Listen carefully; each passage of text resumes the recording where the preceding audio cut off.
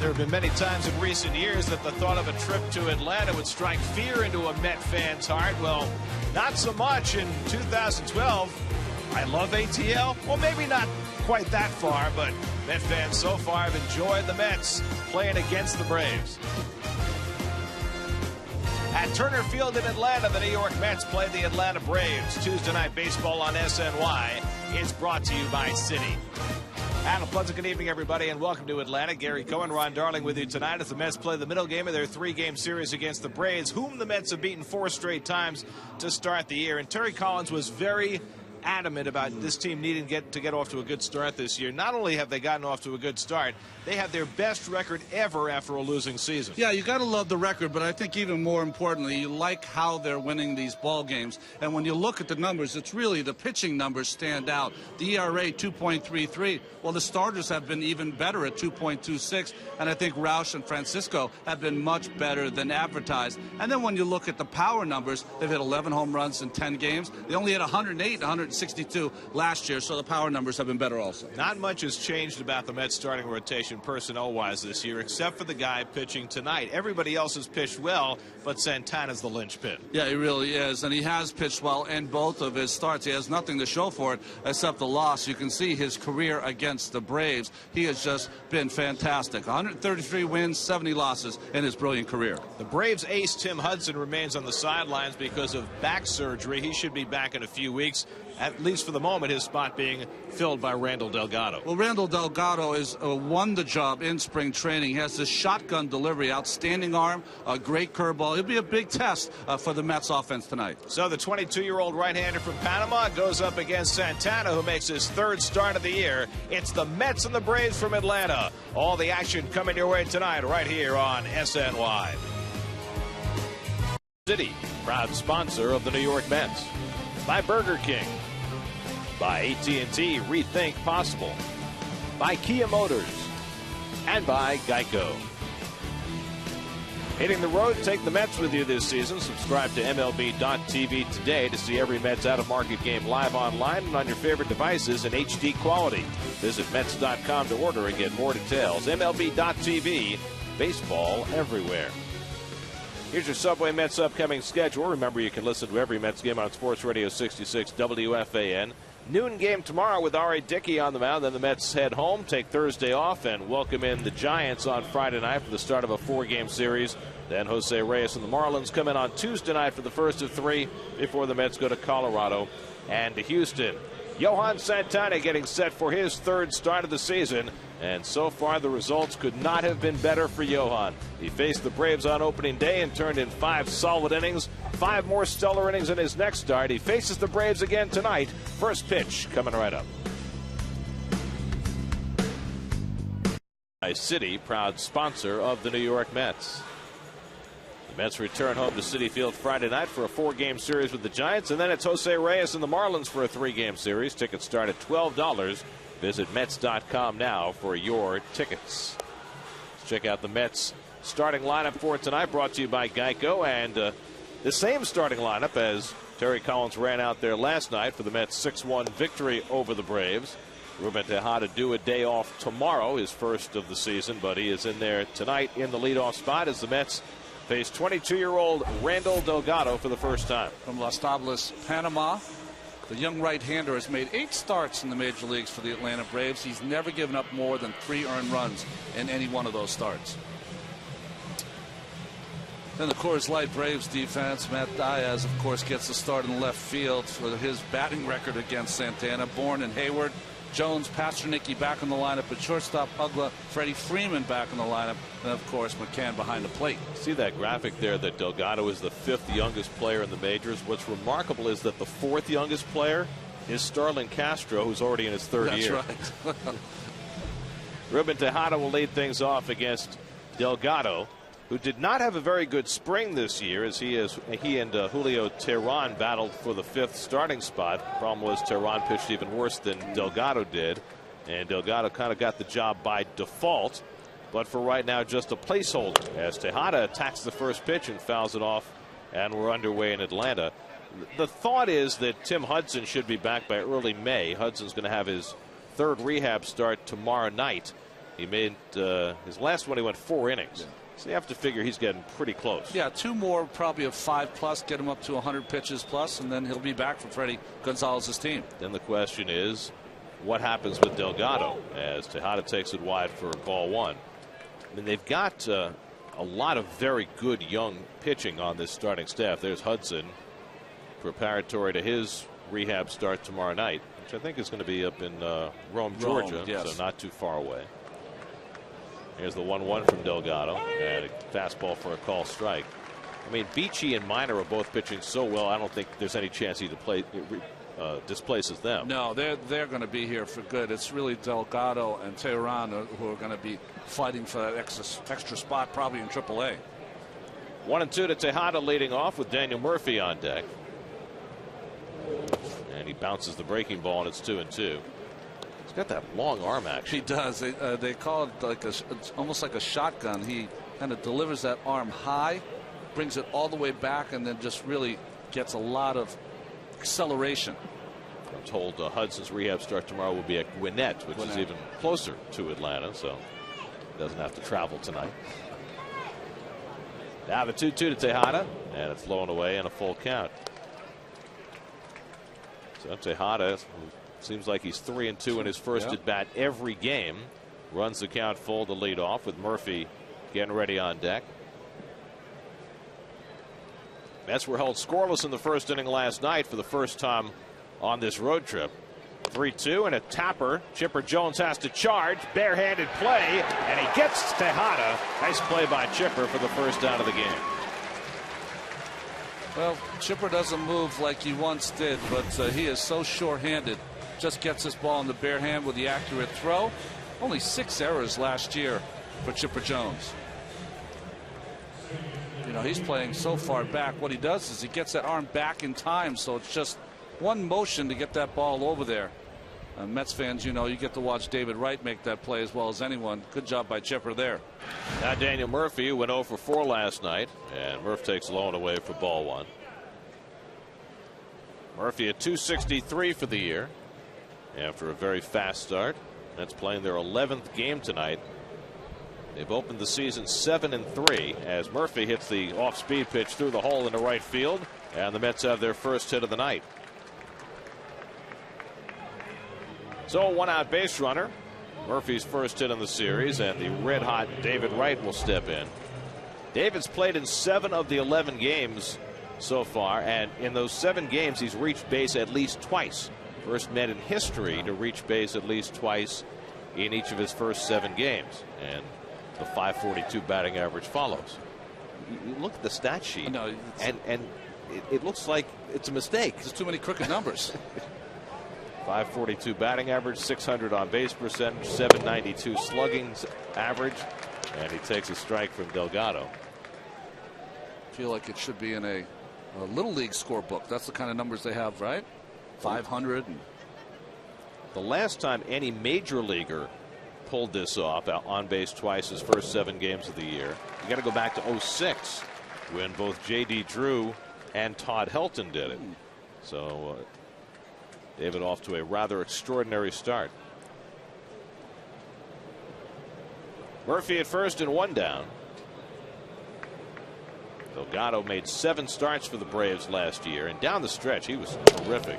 He made 2 starts early in the season and then 5 in September when the Braves were collapsing around him, but he fared extremely well. He did. The only problem was that he had a full minor league season, so they held him to about 5 innings per start. He threw 174 innings total last year. Runs the fastball inside to David. Well, the funny thing is, you look at his AA and AAA numbers, and most of his year was spent in AA. He was better in the major leagues than he was in the minor leagues last year. And it's just the opposite of Tehran, who has been fantastic in the minor leagues, but has not found his way here yet. 2-2 to right, and the fastball struck him out. So Delgado goes away with a 93-mile-an-hour fastball to get right for the second out. Well, you got to like this young man's ability to spot that fastball away. Threw 3 of those to David in that at-bat. So 2 out, Murphy's still at first, and now here's Ike Davis, who had the biggest swing of the night last night, hitting a 3-run homer to snap a 1-1 tie after Wright had been intentionally walked in front of him. Ike is now homered in each of the last 2 games, having gone deep against Cole Hamels on Sunday in Philadelphia.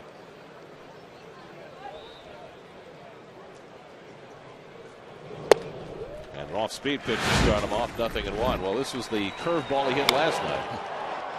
Well, a lot of off-speed pitches from Hansen. Ike made the adjustment. Huge hit for the Mets last night.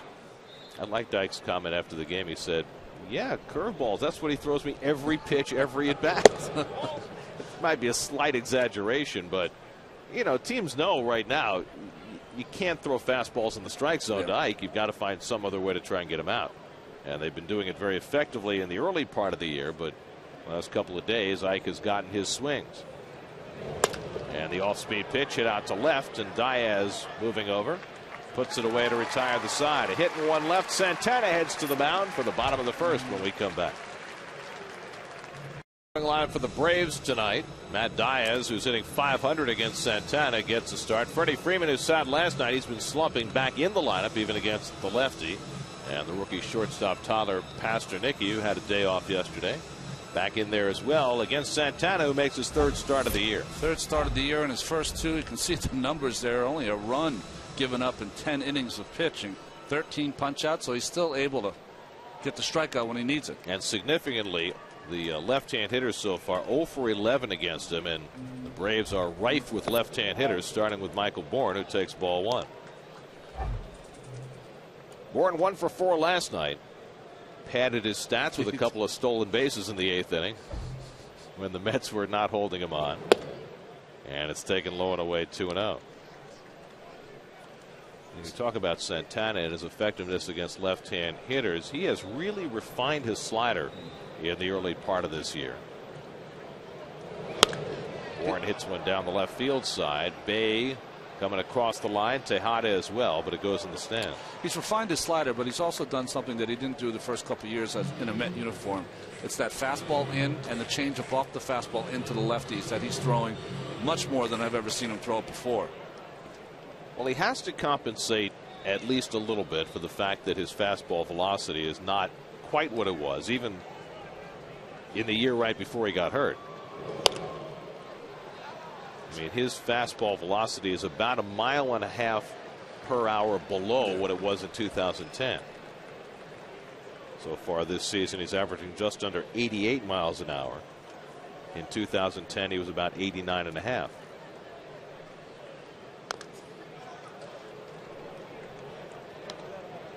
Well, I saw him pitch a game in Minnesota when he just was becoming a great starting pitcher, and he was throwing the ball 95 miles an hour then, all night long. That's how you win 2 Cy Youngs. That's right. 2-2, and Bourne has to lean away at a full count.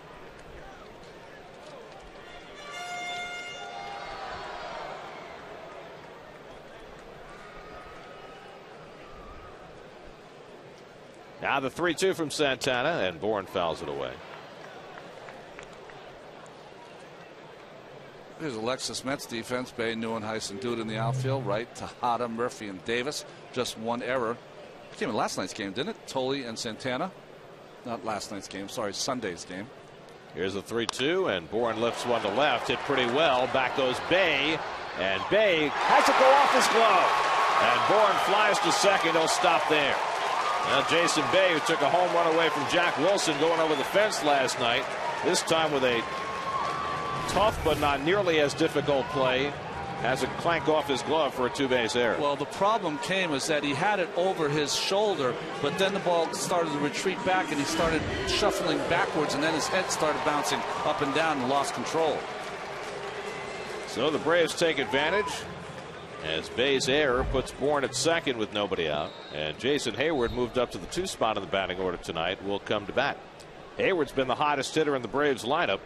2 for 3 last night. He's hitting a .375 right now. That's 4th in the National League.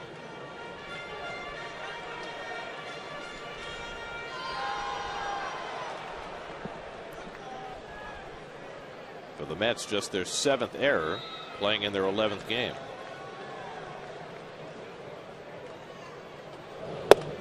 And Hayward takes the fastball in tight. Chipper Jones waiting on deck. Santana threw 5 scoreless innings against the Braves on opening day, got a no decision, and that's pretty much been par for the course for him against Atlanta. He has pitched very well against the Braves, both as a Twin and then during his tenure as a Met, but he's only 3-6 lifetime against them with a 2.14 ERA. So one thing we've seen from Santana in his starts is that he's come out and the ball's been a little up in the strike zone in the first couple of innings.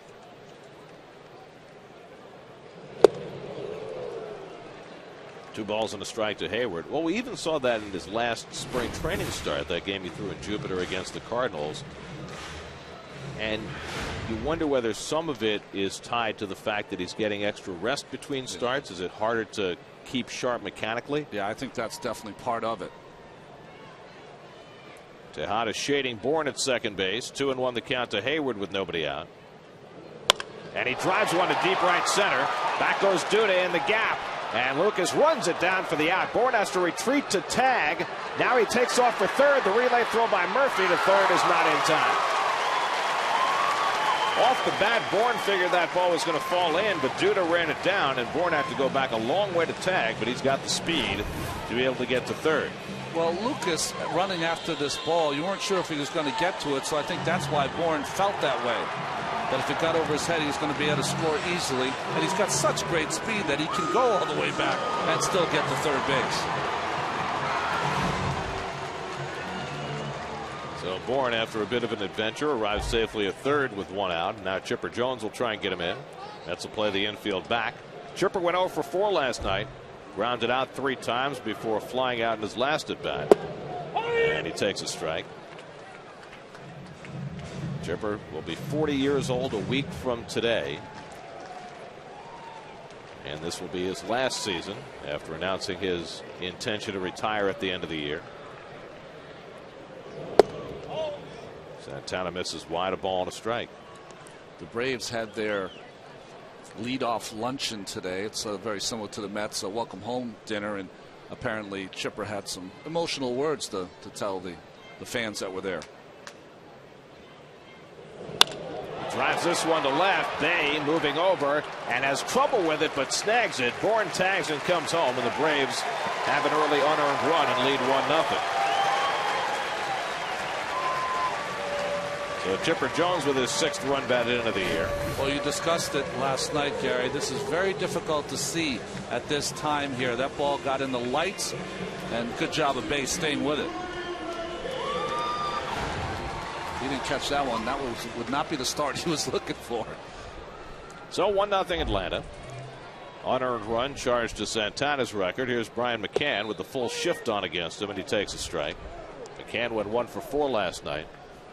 His last time up, Murphy fielded one back where he's playing now. Good 25 feet under the outfield grass. Tejada's playing a little deeper than he was yesterday. David's in the shortstop position. Short fielder Murphy. McCann has 3 career home runs against Santana in just 31 at bats. Here's the 0-2 and the slider in the dirt. 1-2 to McCann. We talked about Johan getting extra rest. He's pitching on the 6th day, as he did in his first start and his second start, and he will in his next start as well, which is scheduled for Monday against the Giants. Popped up in foul ground. Totally back for a look, but that's out of play. The first time that Johan is scheduled to pitch on regular rest on the 5th day will be in Colorado a week from Saturday. And you wonder whether the Mets are going to be inclined to maybe think about putting another pitcher in the middle there and pushing him back that extra day. And I guess only Santana is going to know for sure whether they need to do that. Yeah, well, that's where it's going to come from. Santana communicating with Terry Collins will let him know how he feels when he goes to throw, maybe on that 2nd day after that start. It might have to be a bullpen day, maybe.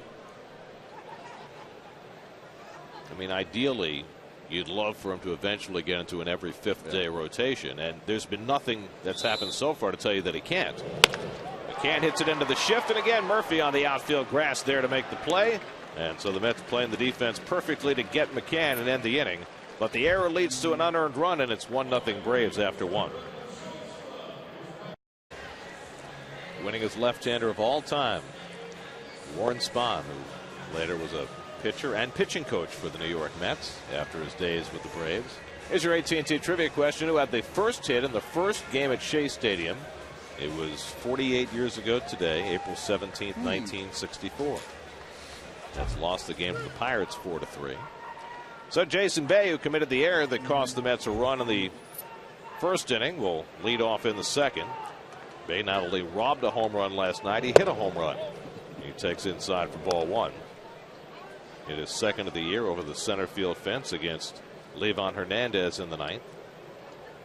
Jason at 194 for the season, facing Randall Delgado, who runs one inside, 2-0. Well, he robbed Jack Wilson last night. He's got to be shaking his head. Not only is Bay an ex-teammate of his, but he's got quite a drought working as far as the last time he hit a home run. One of the longer droughts currently going. It's a fastball for a strike, 2-1. Yeah, Wilson said, I'm going to text him and it's not going to be pretty. The funny thing is, and I did not remember this last night when it happened. It's popped up into shallow right, a long way for Hayward, but he'll get there. And there's the first out. But Bay had made an absolutely identical catch last year in virtually the same spot against Alex Gonzalez last September. There's the one from last night on the left. Look at it. He's right between the C and the O on the Geico side. And there on the right, the one from September, virtually the same spot, same body action, fell to the ground the same way. So it wasn't as great a catch. Is that what you're saying? Because he's done it before. Just saying he's done it before. That's right. Doesn't take away one iota from the catch. In fact, it makes it more impressive. Lucas Duda takes wide for ball one. I mean, you know, Torrey Hunter may do that 5 times a year. That's right. Junior, when it was at his best, Ken Griffey Jr. was great at robbing those home runs. Duda drives one toward right center field. Hayward gets over and makes the grab. Well, Hayward hit one to right center that Duda ran down, and now Duda hits a bolt to right center, and Hayward using his speed to get there. A little payback. This ball was hit right on the nose, and you can see the kind of skills that Hayward has. He has that pop, he has the speed. He runs that one down. So 2 out and nobody on. Now Josh Tolley, who's been on base in all 9 games he's played this year, off to a fast offensive start. He takes a strike from Delgado. Tolley hitting 7th in the order. Kirk Neuenhuis on deck.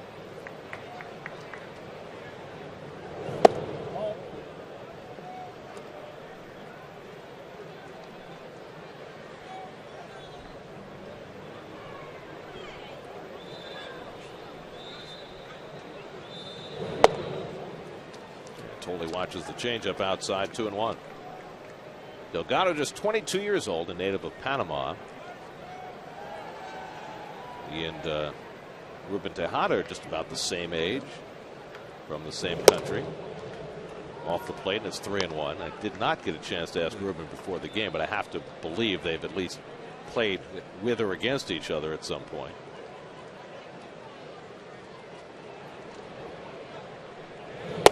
And it's low inside, ball 4, and Tolley's on with a 2-out walk. So Delgado issues his first walk, and the Mets have a base runner for Kirk Neuenhuis. There is news on Andres Torres today. Torres has been doing some outfield drills down in Port St. Lucie. Remember, Torres got hurt on opening day against the Braves, and it's still going to be a while before Andres is ready to go. He's going to have to show that he can run full speed. He's going to have to play in some rehab games. So it's going to be a couple of weeks at least before he's ready to go. And I asked Terry Collins today, I said, is it a given that when Torres is ready to return that he will necessarily get his starting job back? And Terry as much as said yes, that especially because of his speed, that the Mets need the element that Torres can give them in their lineup. And then Terry was asked whether there's a chance that the Mets might keep Neuenhuis around if indeed Torres comes back and reclaims his starting spot. And Terry said, well, I've had some players say to me, yeah, I'd rather stay here and sit on the bench and watch, and I'll learn that way. And Terry had a great line. He said, you know, I watch a lot of golf and I still stink. saying you really have to play to learn the game. Well, one of the reasons that you like to stay up is the big league meal money, the salary, nice the hotels, time, the nice hotel. You don't get up at 5 o'clock in the morning for the planes. You arrive at 5 o'clock in the morning, but you don't have to get up. Nobody wants to be in the minor leagues, let's face it. But for Kirk Neuenhuis's development, if he's not playing every day here, he needs to be playing everywhere somewhere, particularly after missing so much time last year with a shoulder injury. Pulls one into the glove of Freeman to retire the side. Neuenhuis hit it on the button, and Freeman there to grab it. Mets hit a couple of balls hard in that inning, but come up empty and trail it 1-0.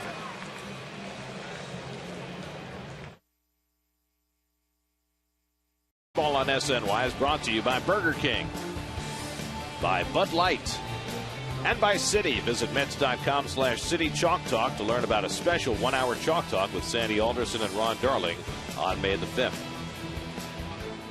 Dan Uggla will lead off the home second inning for the Braves against Johan Santana. Uggla 1 for 4 last night. It'll be Uggla, Diaz, and Freeman against Santana, who gave up an unearned run in the first. And ball 1 to Uggla. Uggla hit a home run against Santana, the first at bat he ever faced him, and he's 0 for 20 since. In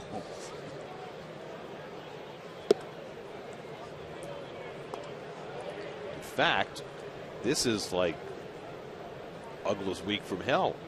He's 1 for 21 against Santana, and tomorrow he faces R.A. Dickey, and he's 0 for his last 23 against Dickey. I'll tell you one thing about Uggla, though. A lot of guys, when they have those numbers against a pitcher, might take that day off. He never takes any days off. Always in there.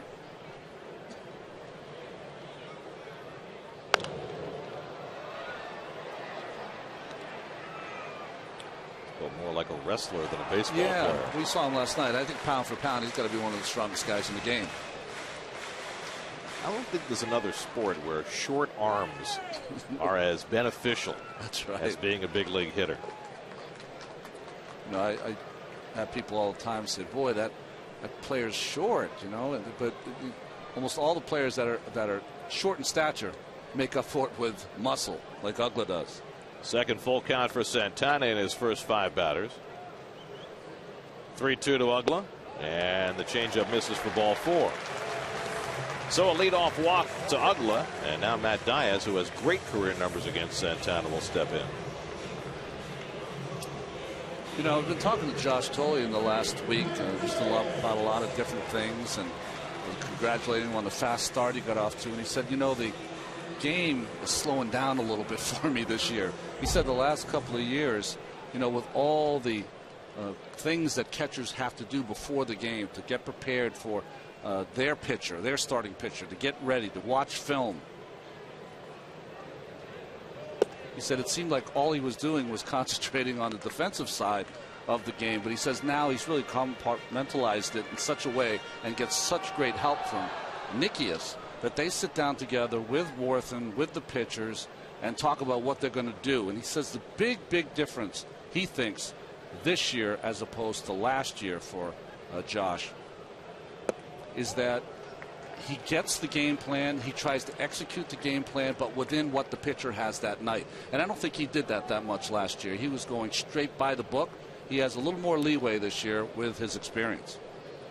Terry was talking before the game tonight about how impressed he's been by the game calling, both by Tolley and by Nikias, and that it's one of the reasons why the starting pitchers are off to such a fast start. I mean, their ERA, the starting pitchers, is 2.26 coming into the game. I think that's third in baseball. So, you know, it's a combination of pitching expertise, but you need those guys behind the plate to put the right fingers down.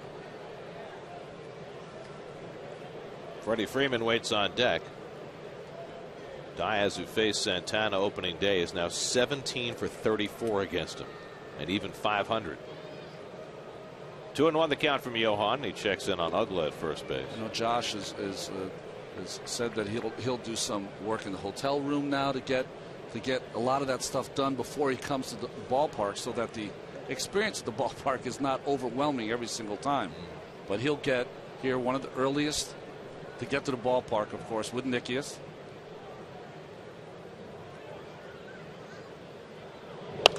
And that's saying something some days. I mean, some of these guys are coming out at noon, 1 o'clock in the afternoon.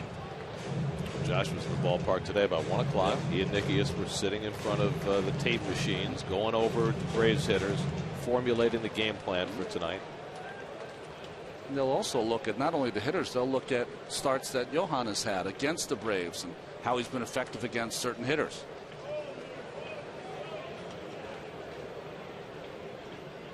2-2 now to Diaz, and he lines one down the line, a foul ball. You know, they're lucky nowadays is that they have usually a film video guy traveling with the ball club.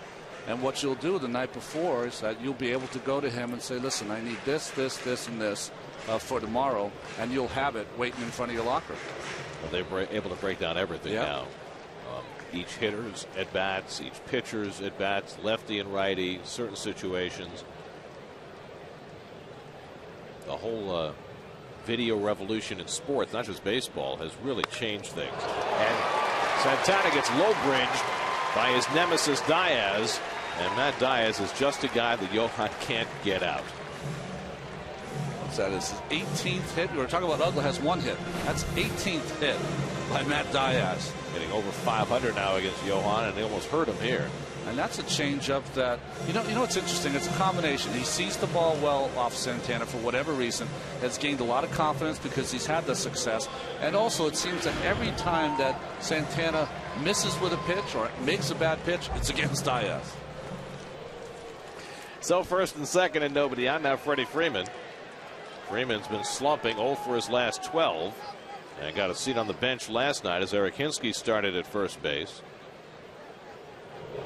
And Santana misses wide for ball 1, and Johan just does not look nearly as sharp early in this game as he did in his first 2 starts. You can tell with Santana he's taking a lot of time in between pitches. That's not usually him.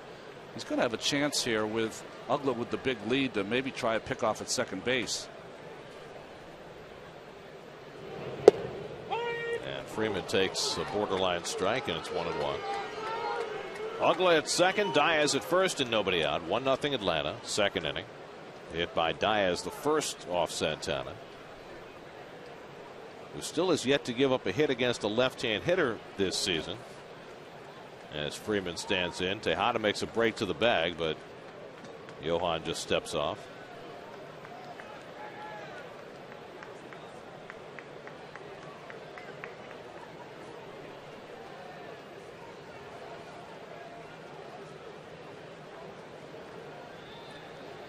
Now, not getting the right sign from Josh.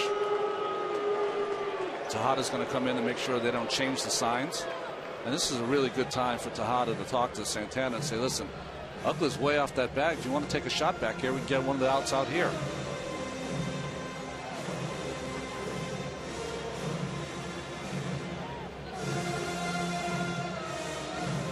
When you come back from an injury, and a devastating injury, some days it's just hard to get loose. Now the question is, can you find it at some point? Now the 1-1, and Freeman was late on that fastball. 1-2. When Freeman goes in a slump, it's usually because he's chasing balls out of the strike zone, but a little more of an uppercut this season than we saw last year. Well, we saw him during spring training this year, and he looked fantastic, but he's been unable to get out of the gate fast this year. Now Santana ahead 1-2, and Freeman again a little late on that fastball, and Johan pumped it up to 90 miles an hour. Tyler Pasternicki, the shortstop and number 8 hitter, waiting on deck. The other thing about Santana is that they've been very careful about his pitch counts earlier in the year, and he's throwing a lot of pitches early in this game. So tonight, when the Mets bullpen has got to be on alert fairly early. Again, the 1-2 coming to Freeman. He pops the fastball inside, 2-2.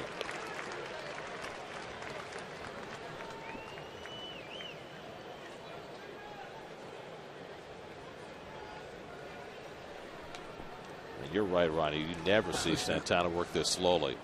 It's just not in his DNA.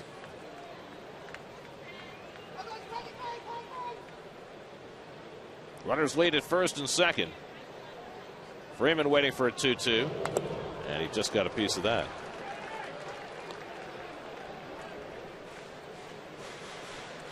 one thing that Santana's got to watch, because he's now at 88, 87, 89. You say he pumped it up to 90 there, but that changeup right there is 81. You know, you want at least a 10-mile-an-hour difference between your fastball and changeup.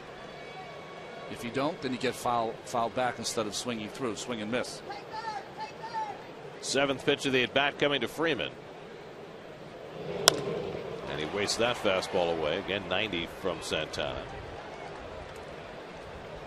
So it's almost as though Johan is pumping it up to spend some bullets early in this game, trying to work himself out of trouble. One thing you know about him, even on days that he doesn't have his best command, he'll try and figure out a way to get it done. He's in figure it out mode right now. 2-2. And it's bounced foul. So a long turn at bat now for Freeman.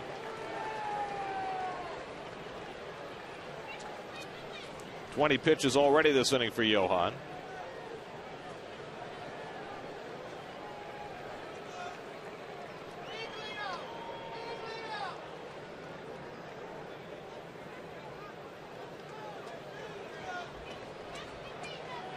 This will be the ninth pitch of the at bat. And it's upstairs for ball 3. So now a full count to Freeman. Santana's already walked one in this inning. Pasternicki waiting to follow. The Braves, like the Mets, have struggled with runners in scoring position. 0 for 7 last night, 198 for the year. It's 3-2 to Freeman.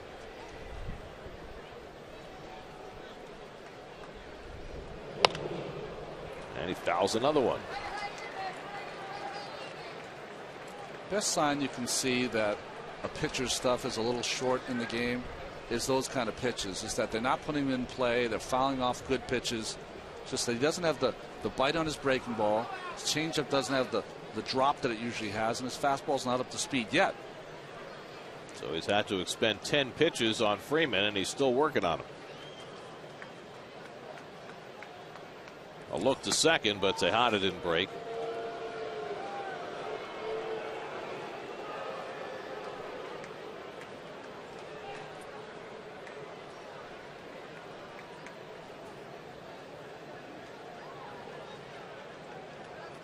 Freeman ready for the 3-2. And he lines it. Fair ball down the line and into the corner. Ugla will trot home to score. Diaz racing for third. He'll be held up there. It's an RBI double for Freddie Freeman. And the Braves now lead it 2-0. Well, quite an at bat for Freeman. 11 pitches, and he finally takes one the other way for a two-base hit. Well, he is a down hitter. He loves the ball down, almost just a half swing as he directed that ball down that left field line. Good job by Jason Bay getting that in quickly enough so Diaz couldn't score. Quick visit from Dan Worthen here. This visit will consist of asking Santana if he's all right. Well, he's definitely laboring out there. It's not nearly as simple as it was in his first 2 outings. And then trying to provide some encouragement. He's got the number 8 and 9 hitters coming up with Pasternicki and then the pitcher Delgado to try and limit the damage here in the second.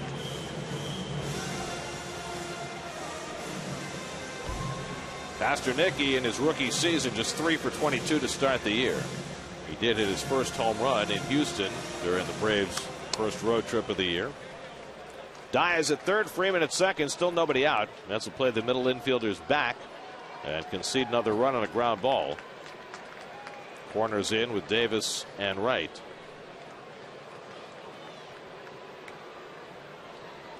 And Pasternicki looking to lay one down. Not a suicide squeeze. Diaz wasn't coming.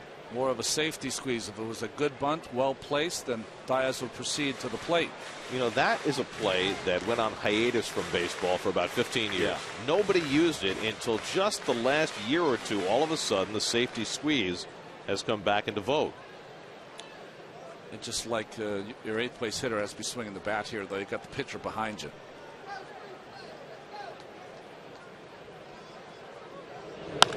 Slashed over the bag, and that's a fair ball for Pasternicki, and that'll bring home 2. Diaz and Freeman are in. Pasternicki heads for second. He's got a 2-run double, and it's 4-0 Atlanta. A late swing by Pasternicki, and a good thing happens for him as he gets it right between Ike and the bag. Well, you're right about that, Gary. Sometimes people drive the ball the other way. This is not the case. Ball was supposed to be in. Late swing from Pasternicki. Ike is in on the grass, so that ball able to get down that line. Back-to-back doubles for the Braves. So 3 runs are home for Atlanta here in the second, and still nobody out. And there is stirring down in the Mets bullpen as Randall Delgado steps in looking for his first big league hit, probably up there to sacrifice. And he pops up the bunt attempt foul. Delgado 0 for 12 to begin his career. Should never ever play the wheel with Johan Santana. He's too good of an athlete. Just let him throw a strike, bust over there to the third base side of the grass, and make a play for you.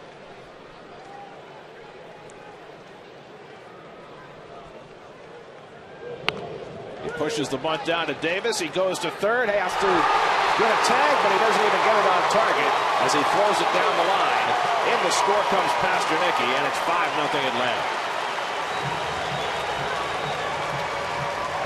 Well, probably not a bad idea by Ike, but not very good execution. Well, he wiped his hand after he threw it like he didn't get a good grip on this ball. But he also took too long to get rid of that baseball.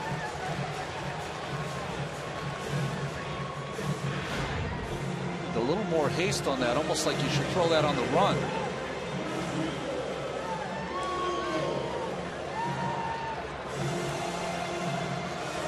So it's a sacrifice for Delgado and then an error on Davis, allowing Pasternicki to score and allowing Delgado to go to second. So it's a 4-run inning and still nobody out. Now Michael Bourne the batter. And Bourne thinks about a bunt and takes ball 1. Miguel Batista is up and loosening in the Mets bullpen as nothing has gone right for Santana first time through the batting order. He's already had 2 errors made behind him. He's given up 3 hits, a walk, and he's in a 5-0 hole.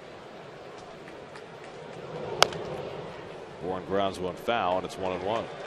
Terry Pendleton with a nice play. Nice play by Terry. 1991 MVP.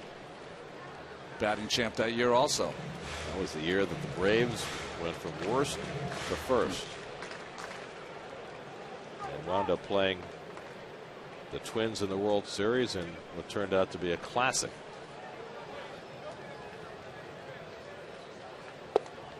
He has a call strike to Bourne 1-2. And the guy who was one of the real heroes of that game 7, even though they lost the game, John Smoltz, they just announced yesterday they're retiring his number 29 this summer. He's going in the Hall of Fame. He'll be able to join his mates up there, Maddox and Glavine. Ground ball to the right side, so Bourne will advance the runner. Murphy finally gets the first out of the inning as he throws out Bourne, but Delgado goes over to third. Productive out there for Michael Bourne.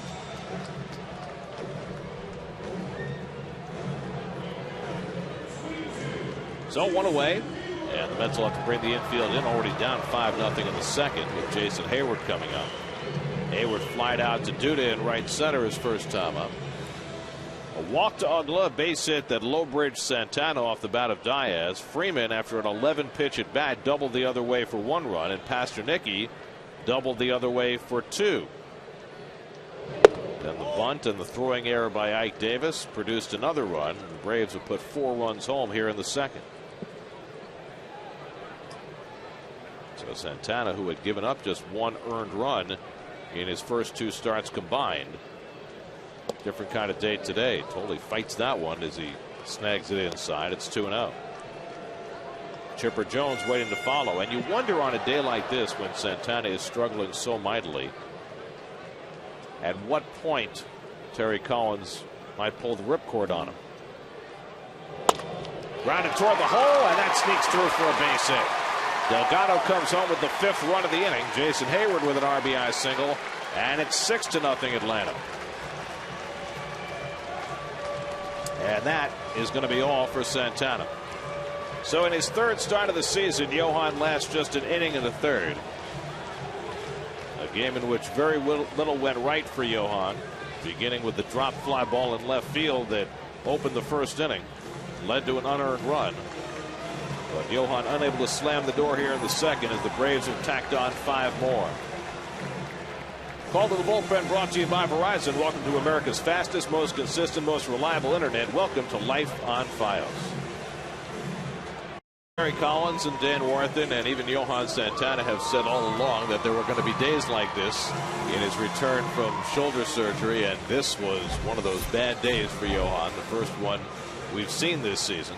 I was saying in between innings there, Gary, that in '92, when I was just about done with my career, I can tell you that there are some days that you just can't get loose. I won 15 games that year, but I had 3 or 4 of those games that Santana just had tonight. Chipper Jones, the batter, he had a sacrifice fly his first time up. What's interesting watching Santana in that 55-pitch inning and a third effort, as Hayward takes off a huge jump and he steals the base standing up. Batista paid him no mind, and Hayward was halfway to second before Batista went into his motion. 4th stolen base of the year for Hayward. It was almost like Miguel didn't realize that someone was on first base. It has not gone well for Batista, the 41-year-old right-hander, who had a very bad outing in Philadelphia day before yesterday. But what I was going to say about Santana, what was interesting is that he was able to pump his fastball in at 90, which is harder than he's thrown most of the time, but his command was just not there at all. A lot of times what happens, Gary, when even though the speed on the radar gun might say one thing, you in your mind and your body don't feel like you're getting it there in a real explosive way. So you try to find it. You try to, maybe throw harder. And that's what it looked like. He went against what he usually does and just spotting the ball and try to just throw it as hard as he could. And at the same time, didn't seem to be able to command his changeup or his slider either. Big cut by Chipper Jones, and Batista strikes out the first man to face him. So that's the second out of the inning.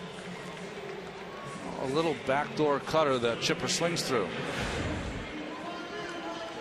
So now Brian McCann will be the 9th man up in the inning. 5 runs are home for Atlanta here in the second.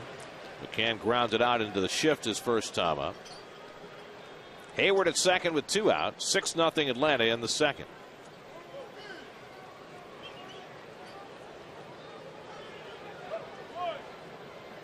And McCann watches inside for ball 1. Well, it'll certainly bear watching how Santana comes out of this start in terms of what happens tomorrow, how he does on his throw day, which with this extra day of rest has been on the 3rd day after his start rather than the 2nd.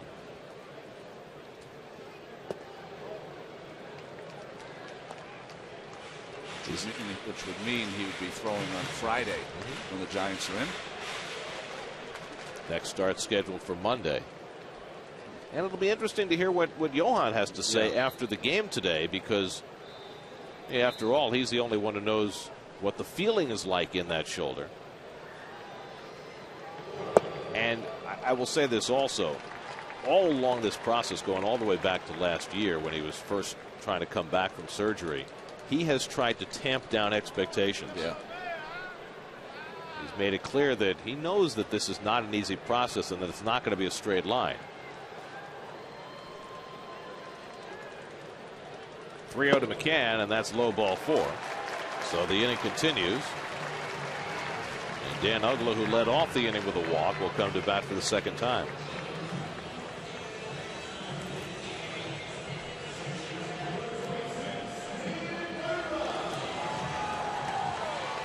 But I think that'll be the interesting question for Johan to answer, whether it's just a matter of, hey, I didn't have it today, or, it didn't quite feel right.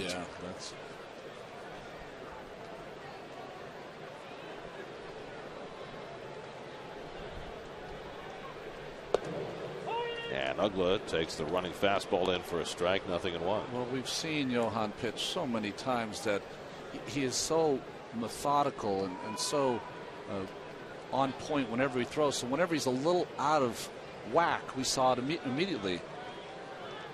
Taking more time, walking around the rubber. Almost like you don't want to throw the ball to the plate. That's got to be an awful feeling for a pitcher, whether it's, you know, a guy who's post-surgical or just a guy who doesn't have it that day. It's there's nothing like leaving a game and the manager deciding that you're not good enough. We're going to get someone else in. Late swing by Ugla, and it's 0-2.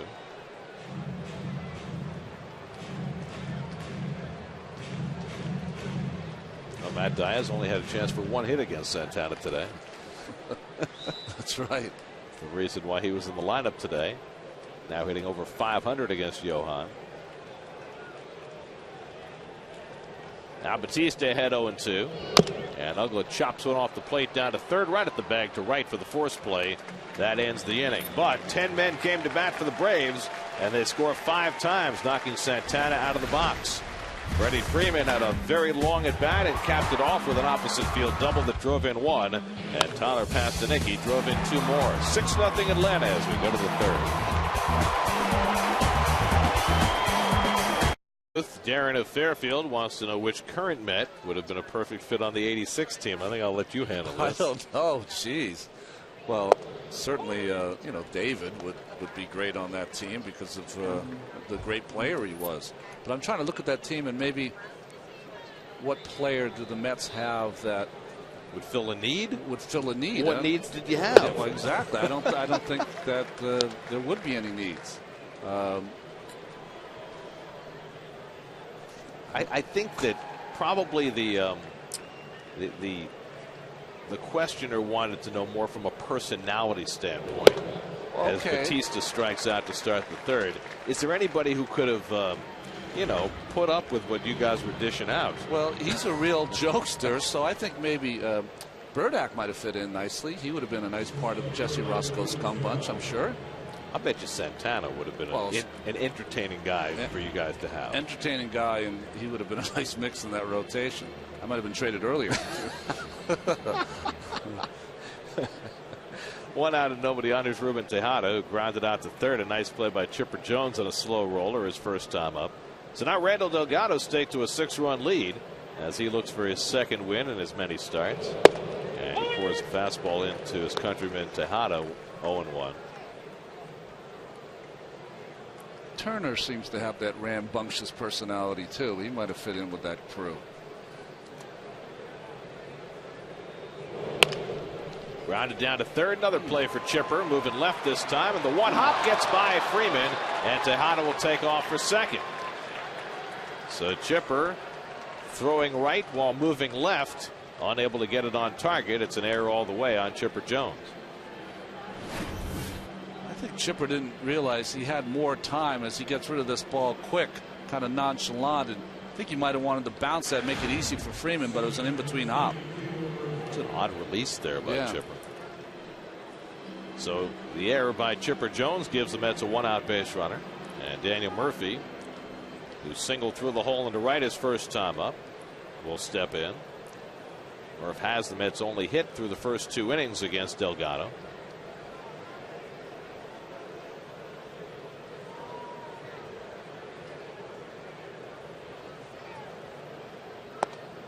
And the breaking ball is down for ball 1.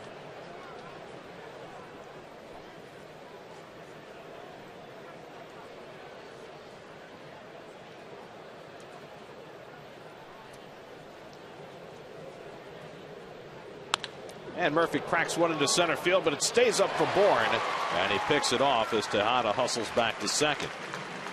Murphy with a rope. Murph has had a few ropes in the last few days that have been caught. So 2 out. Tejada still at second. Now David Wright. By the way, the inning and a third for Santana, shortest outing of his career. Wow. He had never previously failed to go at least 3 innings in any of his major league starts. But a very rough one here tonight. So now David Wright, who struck out his first time up. David batting with a runner in scoring position, standing just 3 RBIs shy of Darryl Strawberry's career club record. David with 730 runs batted in since he came up during the 2004 season.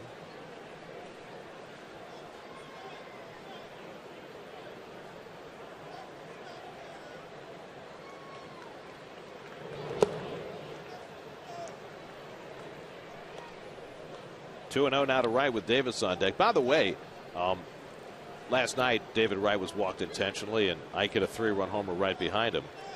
And so the folks at Elias were trying to figure out the last time that Ahmed hit a home run right after an intentional walk. And it actually happened last year. And in that circumstance, it was against the Dodgers and Hiroki Kuroda last May. The Dodgers walked Ike to pitch to Jason Pridey, and Pridey hit a home run. Wow. And in fact, that's the only time it had happened in the last 2 years before Ike hit the home run last night. I mean, that's the way it's supposed to work, That's right. You take offense at the guy being walked in front of you, and you go and you do some damage.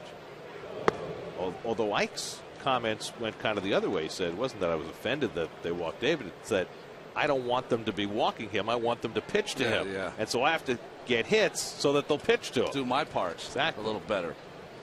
Well, it was a good start last night. Delgado's 3-1 is punched to the right side, right over the bank to Freeman. And Delgado gets over to cover to end the inning. An error and one left, middle of the third in Atlanta. Mets down 6-0.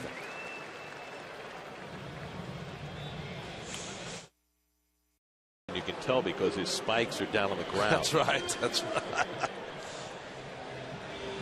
Turner Field in Atlanta, where the Braves have a 6-0 lead, trying to beat the Mets for the first time in 5 tries this year. Matt Diaz will lead off against Miguel Batista, who came on to relieve an ineffective Johan Santana in the second.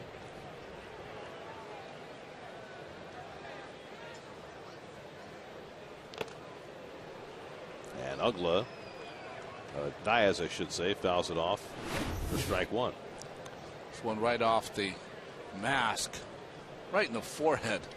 That knocks off the mask of Josh Tolley.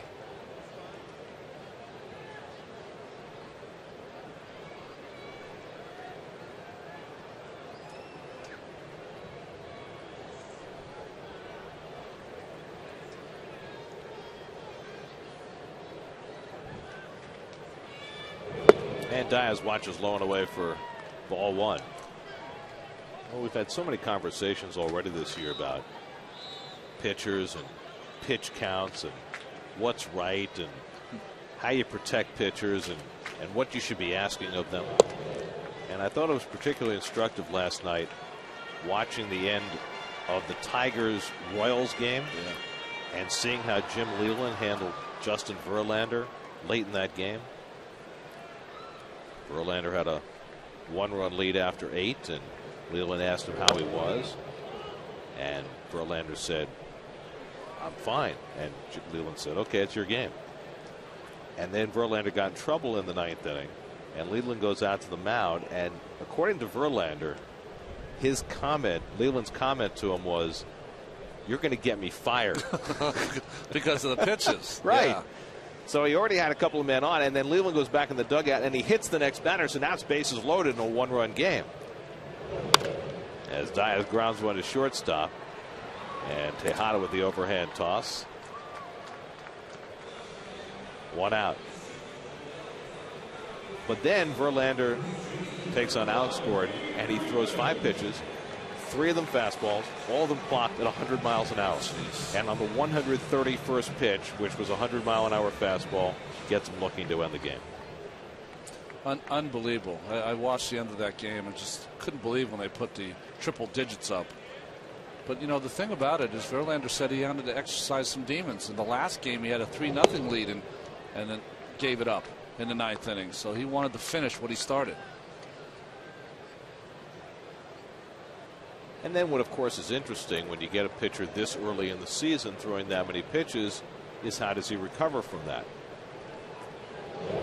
And will Leyland be more judicious in his next start about limiting his pitch count, or is Verlander the kind of guy who they don't really have to worry? Well, I don't think you really have to worry, although you never know. But I think Jim Leyland's probably the perfect manager for a guy like Verlander, because if Verlander was managed by someone who wasn't as old school as Leyland, I think you'd see much more adherence to a pitch count, some kind of pitch count for him, because they would use, you know, he's the franchise. We got to make sure we keep him healthy. All the things that you hear all the time from different organizations. Leland, he's from that school where he just wants to let his good players be as great as they can be. Bautista blows away Freeman. That's his second strikeout, second out of the inning.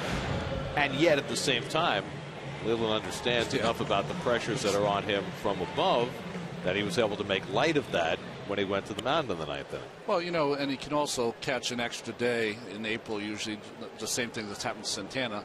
Maybe get an extra day for Verlander before he makes another start.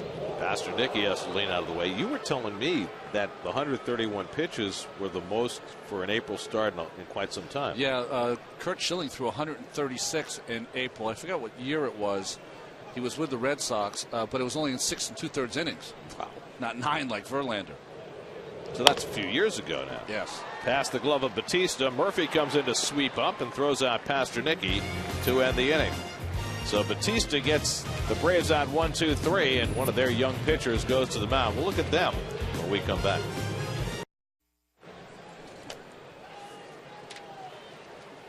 Randall Delgado takes the mound for the 4th inning. He's allowed just 1 hit over the first 3. Ike Davis leads off against Delgado. Ike flied to left his first time up. And he bounces one for ball 1. The Braves have such a great tradition of pitching here during the glory days in the 90s and the early 2000s when they were winning 14 straight division titles. Their linchpin was their cadre of starting pitchers, and they're trying to recreate that now here with guys like Delgado and Brandon Beachy and Mike Minor, and I guess Julio Teheran would be the next guy. Well, they develop pitchers, that. Now, of course, Smoltz came over in a trade from Detroit early in his career. Maddox, of course, signed as a free agent. But when you look at these 3 guys, and I talked to the Braves about them, Minor in his last start, they said he looked like a young Tommy Glavine. Drive to center field, and Bourne steadies and goes down to a knee to grab it. Said he had impeccable control. His changeup was as good as Glavine's when Glavine was a young pitcher. Beachy's been comfortable since day 1 here, pitching some big games a couple seasons ago. And then Delgado is pitching tonight. They love his shotgun release. They love his makeup. He doesn't get too high, doesn't get too low. And I think what they talk about with all of these young pitchers is that when they develop them in the minor leagues, they really try to stress not only taking care of your arm, getting your innings in, being competitive, all those things, but intelligence, trying to be smart about how you pitch and go up against different lineups. So they're doing not only the physical, but the mental down in the minor leagues. 2-0 to Jason Bay. Now, do you think that differs greatly from the way other organizations nurture their pitchers? No, but I think that they've had such a excellence here that I think there's a lot of pressure on a young pitcher to try to live up to that. This is Teheran's numbers, and what's interesting is that Delgado, who's pitching tonight, has never been a winner in the minor leagues, but he pitches better up here. Teheran, who won, I think, 15 games last year, was pitcher of the year in the International League, everything that you want to be. They have not seen that 15-win stuff here yet. Jason Bay pops one a mile high out of the shallow center field, and Uggla, I don't think, sees it, and neither does Bourne, and it drops in. And Bay winds up at second base. Well, both Uggla and Bourne were signaling that they couldn't see the ball, and again, twilight is a problem at Turner Field. No one saw it. Shortstop Pasternicky, Uggla didn't see it. Only one who saw it was Hayward, who couldn't get there in time. And Michael Bourne, the center fielder, couldn't either. Hanging his head, but the one thing Jason does is that he always runs, and he turns this into a double.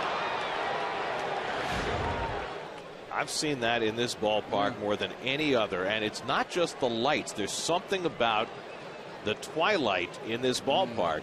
When you get to this time of day, ever since they opened this thing for baseball back in '97, sometimes outfielders just lose the ball. And I think I've always thought that some of it has to do with the fact that there are no lights in the outfield. All the lights are at the top of the grandstand between the foul poles. Most major league ballparks, there's lighting in the outfield as well. Well, you got light from the scoreboard, but it's not the same as light stanchions angled down to help the outfielders out. Now, was the lighting put in this way because of they used this during the Olympic Games, maybe? Well, they did cut down what was the Olympic Stadium to create this ballpark. I don't know if that's the reason, though. It's due to grounds one to second. And Bay moves over to third as Uggla makes the play for the second out. But I do know Jason Bay is very happy with the double. Well, the only person who never seemed to have any problem was Andrew Jones. He seemed to catch everything. Wherever he went. I think the one thing you have here, and I've heard infielders tell me that, is that when the ball goes up, you know, a lot of infielders, you're taught to run to the spot and then find the ball. That's one of the things you can't do in this ballpark. You have to keep your eye on it the whole time. It's almost like you're playing in a dome with like the Metrodome, which had the white underside of the roof. Josh Tolley fouls it away. Ramon Ramirez up in the Mets bullpen as they work down toward the bottom of the batting order. Batista's worked an inning and 2/3 in relief of Santana. Bay at third with 2 down.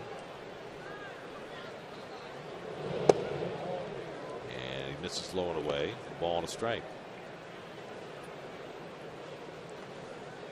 You know, it's interesting when we talk about all these starting pitchers that are going to try to recreate what they had here in the 90s. Let's not forget the pitchers they've developed in the bullpen. I mean, Kimbrel has as good a stuff as anyone in the game, and they've made a closer out of him. Venters has been spectacular. O'Flaherty they got in a trade. So far this year, that trio has not been quite as effective as they were early last year, and that's something we talked about back in spring training that bears watching with all the work they had last year. Terry Collins was talking about it the other day. He said, if show me a pitcher who's been worked a lot in relief the year before, I'll show you a guy that sometimes gets off to a slow start. Maybe not fully recovered yet.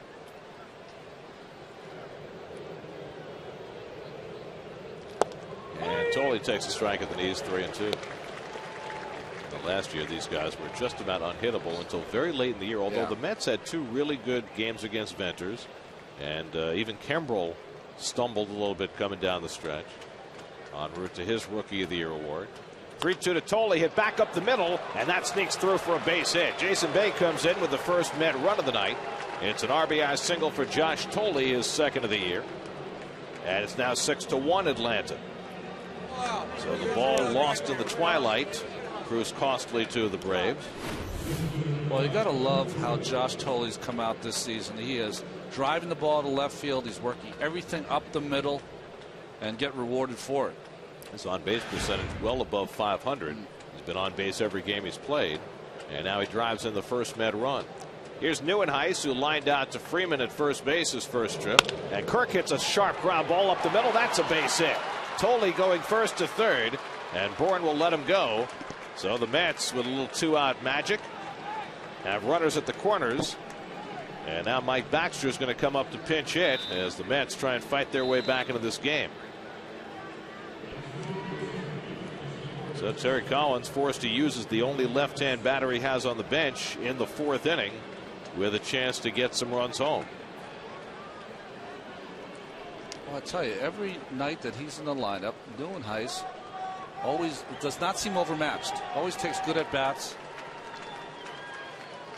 And Baxter lines one up the middle for a base hit.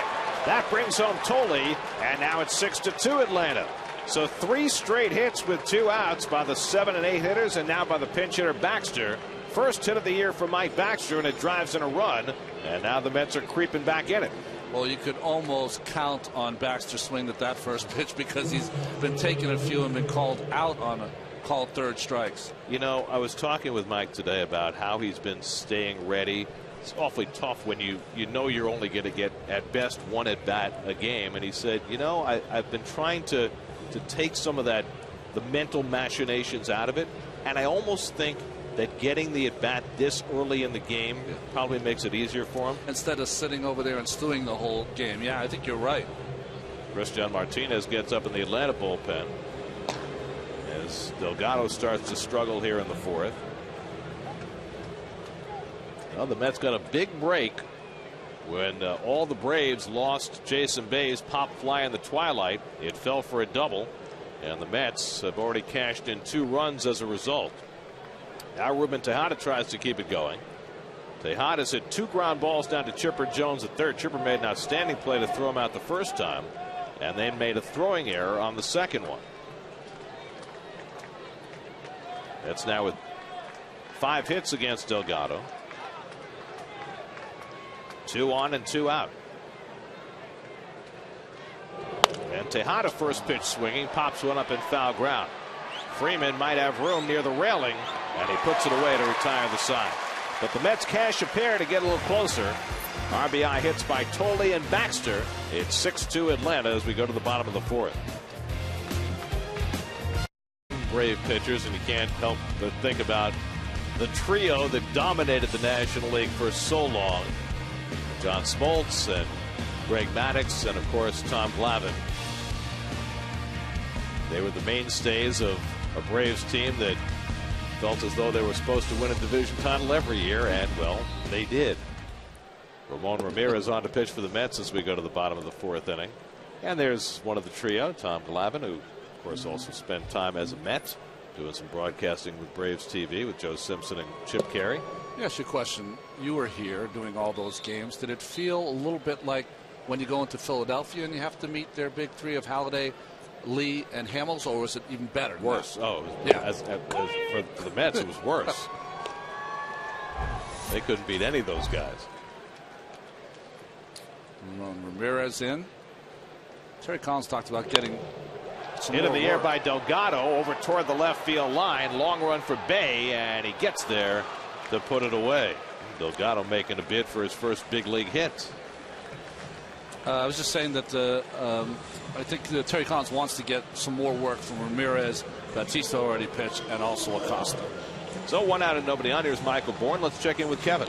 And Gary, it's interesting when you're talking about the young Braves or even the young Mets, you know, the hopes of Harvey and Familia and Mejia and guys like that, and what could be their future. I try to get a sense of what the Braves thought they had back in this time. And I talked to Tom Glavine today. We just showed him, of course.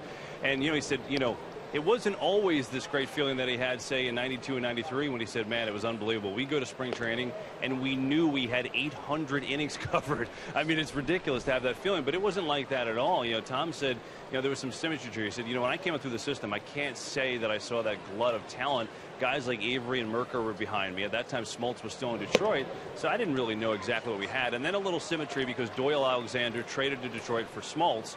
And then when that happened, that move prompted Glavine to get called up. And he said, you know, Ronnie, you had the point about kind of getting called up and what the pitchers are doing and is expected of them today. Glavine told me when he got up in '88, it was really all about development. He said, you know, there was a sense in the organization around the guys on the team of what was to come and what they were trying to build. And it wasn't so much on winning at that time as Bay retires Bourne and there's 2 outs. So, you know, it was this type of feel that at the beginning they weren't sure what they had, but the Braves kind of put that out there. Hey, we're going to develop all this talent. We're going to give you the opportunity to do it here on the big league level. And then, of course, everything fell into place. And then they went and get Maddux. You know, Glavine did say, though, that the feeling of greatness really didn't come till after the '92 season. And think about that. They had already been to the World Series 2 years in a row and lost by that point. He said at that point, we all kind of looked around and felt like this is something that could be sustainable. Obviously, it was, guys. And I think that's a great point, and it's also a cautionary tale as the Mets try to develop their young pitching, because the Mets went through it once before with Isringhausen and Pulsipher and Wilson, where maybe development wasn't put on the front burner. Maybe there was a little too much pressure on those guys to win early on. Yeah, and you know, they weren't exactly following those 80s guys, but certainly had a feeling that they wanted them to, you know, have the kind of careers that some of those pitchers had. 10 years together, those pitchers, 453 wins, just unbelievable. And that's not even counting Steve Avery, who had a relatively short stint with the Braves, but was an outstanding fourth starter, maybe as talented as any of those guys. Kent Merker. I mean, there were a lot of good pitchers. Well, there were also some really good pitchers who came through the fifth spot who didn't thrive with the Braves, like Jason Schmidt. Tommy Green. Right? I mean, there were some guys who didn't quite fit. Denny Nagel. Derek Lilliquist. Right. There were a lot of those guys, too. But the amount of pitching talent that came through that organization was just stunning. Hayward goes down swinging on a pitch in the dirt. So Ramirez fans Hayward, and he's got himself hit a 1-2-3 inning. So the Mets fight a little closer and then get a good inning out of the bullpen. Now they go back to work with their big hitters coming up in the fifth. Plus heated debate on all the latest New York sports in the Wheelhouse, presented by Pepsi, tomorrow at 5:30 only on SNY. We'll be talking about Henrik Lundqvist's performance last night. Wow. Good to be king. It is, right? Daniel Murphy leads off in the 5th inning against Randall Delgado, and he takes a knee-high strike. Murphy's hit the ball hard twice. Grounded a base hit into right field in the 1st, and then hit a bullet to center right at Michael Bourne in the 3rd. Mets fell behind 6-0 as Johan Santana did not have it tonight. Also didn't get great defensive help. There's a strike, and it's 0-2. Johan went an inning and a third, allowed 6 runs, 4 of them earned on 4 hits, a walk and no strikeouts, and now the Mets trying to climb uphill. They got 2 off Delgado in the 4th. Murphy, Wright, and Davis up here in the 5th. And Daniel leans out of the way. He talked about the young Braves pitchers learning how to pitch smart. That's a smart pitch right there. That's right. Well, McCann is the kind of catcher that likes to call a lot of fastballs in, so you're definitely going to get that from your pitchers. Murphy with the emergency hack. Almost took out a couple of teammates in the third base dugout. I mean, when Murph's up with 2 strikes, real good time to go get yourself a soda up in the clubhouse. I mean, he fouls those pitches late. I'm surprised he doesn't get a catcher's interference once in a while. That's a good point. Dylan G wound up with that baseball. Guys, the one interesting thing which we didn't get to last inning, we were talking about the Braves, that terrific staff, is what could have been and what could have changed baseball history. I was talking to team president, of course, longtime GM John Scherholz, and he was telling me, as Pastor Nicky retires Murphy, he was telling me, in the season after '92, Greg Maddux a free agent, Yankees were going hard after Maddux. Braves had tremendous interest to make their staff even better, but he said, look, I didn't think we could compete with the Yankees spending, quite honestly, and so we went to Plan B. Plan B was Barry Bonds. Braves had a lot of interest in bringing Bonds here. They had discussions. In fact, Tom Glavine said, yeah, we knew that was a target. We were all pretty excited about that possibility. But then a funny thing happened. Maddux ended up signing with the Braves, and I remember correctly, actually took less money. The other interesting thing about Bonds is a couple years prior, I think this is in John Scherholz's book too, they had a trade for Barry Bonds from Pittsburgh done at the very last second. It was about an hour for the Braves were set to announce it. The owner from the Pirates pulled the trade off the table. I mean, just imagine how baseball could have been so different. Who was supposed to go from Atlanta to Pittsburgh in that deal? Do we know? I don't remember. I mean, can you imagine if they had traded away Glavine to get Bonds? 1-2 now to David Wright, who has struck out and grounded out 0 for 2. And what if they signed Bonds? Forget about the trade, Gary. What if they signed Bonds and Maddux went elsewhere? It's just, I don't know, the possibility is just to think what could have happened. Well, I would think if you're going to trade for Bonds, you'd have to have one of your outfielders, Justice or someone in that trade to replace him over there.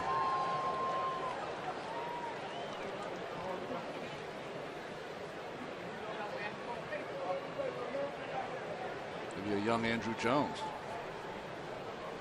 He wasn't quite on the scene by then. I think, when did he come up? 95? Yeah. 19 years old. Here's the 2-2 to Wright, and he lines one over the pitcher and into center field, and Delgado fortunate to get out of it with his life. Santana had to duck one earlier from Diaz, and this one came even closer. Well, he's been trying to live on that outside corner. David went out and got it, and you can see how scary that can become. Luckily, he pulled the parachute and got out of there. That was headed right for his head. I can't stress to you folks at home how quickly that ball gets to you. They always call third base the hot corner. Well, person closest to the hitter is the pitcher. Need that L screen. That's right. So Davis now hit in 8 straight games to start his season. Curveball misses to Ike Davis, 1-0. Mets now with 6 hits off Delgado. Davis is flied to left, line to center, 0 for 2.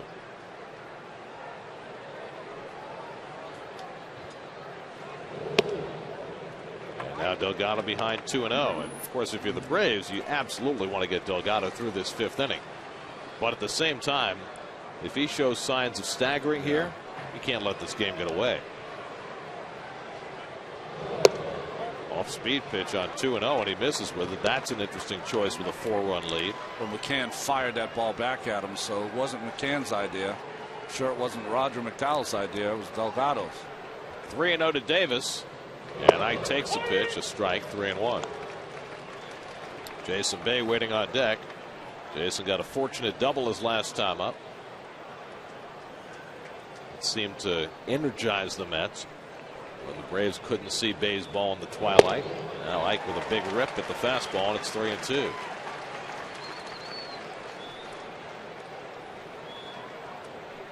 Let's see whether Wright is in motion here. 3-2 and 1 out.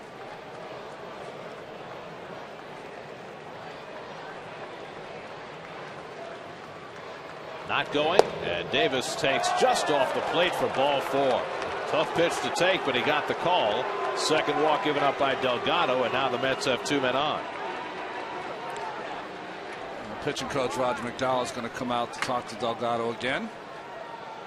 They had Christian Martinez up in the last inning when the Mets began to string some hits together. Hey guys, just last note on the Bonds thing. I didn't look this up, but more than one person on Twitter has responded to me and said that Alejandro Pena, Keith Mitchell, and a player to be named later. I think I might have made that deal if I were the Braves. Wow. Huh? Wow. I mean, Pena had the great late season and postseason after the Mets sent him to the Braves in '91, so you could see how he might have some value at that point. Keith Mitchell never really amounted to a whole lot. Here's Bay, who's 1 for 2, and the fastball on the inside edge, 0-1.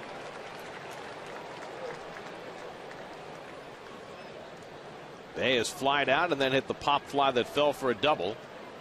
That's trying to keep the momentum going, down by 4 runs in the 5th. And Delgado rides that one too far inside. It's 1-1. Well, I don't think it's too much to expect, but when you get in these kind of games and you can feel the momentum tilting a little bit, your big players got to come up big. If Bay can get on base, Duda would come up as the tying run. And that's a nice off-speed pitch by Delgado, 1-2. That was his best changeup all day.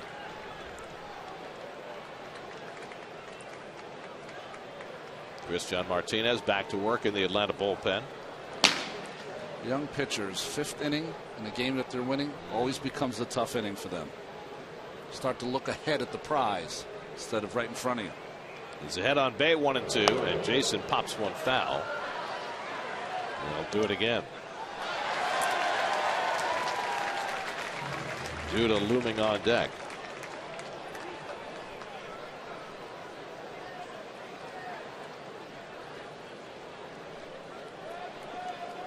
Delgado up to 85 pitches on the night, working in the 5th inning. Just his second start of the season. He went 5 innings in his first start against Houston.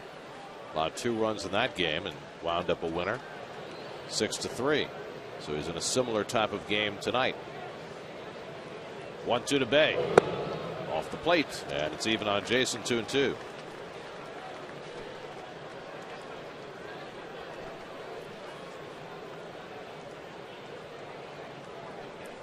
Wright is at second, Davis at first. 1 out in the 5th. And Bay swings and misses. Delgado gets him with a changeup. That's his 3rd strikeout, and there are 2 out of the inning. I don't know what Roger McDowell said to Delgado, but it was the right language because that was well placed to Jason Bay. So now 2 out and 2 on. It's left to Lucas Duda. Duda's 0 for 2. He hit the ball very hard his first time up, lining out to Hayward in right center. Then rolled over one and grounded out to Ugla in the 4th. So Duda's 0 for 6 in this series. Remember, he got off to a horrific start in the series in Philadelphia as well, and then responded with a home run.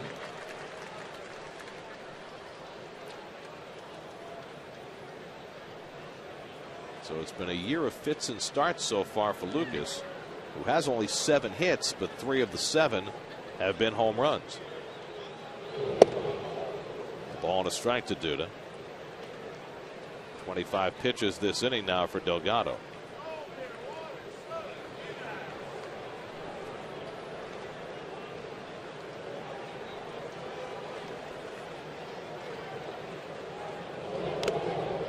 And another good changeup. All of a sudden, that's become a big weapon for Delgado here in the 5th. Set up with that fastball in. Same thing he did to Daniel Murphy.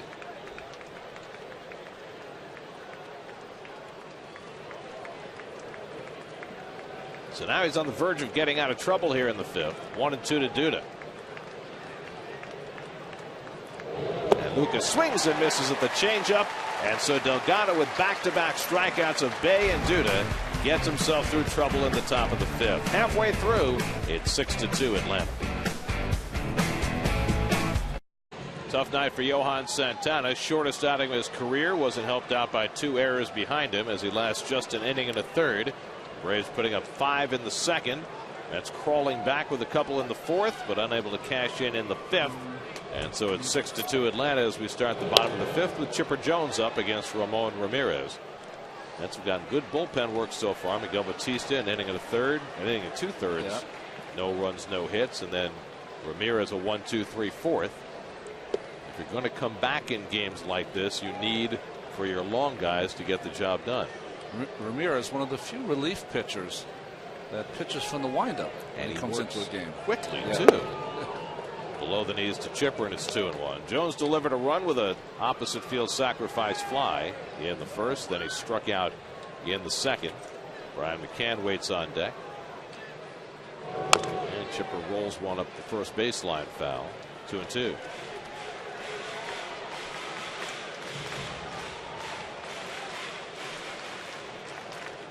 You know, we've been talking a lot about star pitchers tonight. We mentioned Justin Verlander and what he did last night. Talked about the Braves stellar trio. Sometimes, though, you have to shake your head at what you're seeing from pitchers that you perceive to be stars when their performance lags behind what you expect. And I'm talking specifically about a guy the Mets are going to face this weekend, and that's Tim Lincecum. Who all of a sudden looks very mortal through his first 3 starts. Face him on Sunday. I watched him. He gave up 4 runs in the first. Or maybe 5 runs I think he gave up in the first. Not throwing as hard. His breaking stuff wasn't great. It was very interesting. I was telling you that pitching coach David Getty went out to talk to him, and he kind of didn't even look at him, looked through him. 3-2 to Chipper is too high. And so Jones is aboard with the leadoff walk. Well, that's Lincecum's ugly line through his first 3 starts of the year. I mean, the 22 hits. I mean, he's a guy that routinely doesn't give up any hits. Well, clearly his velocity is down.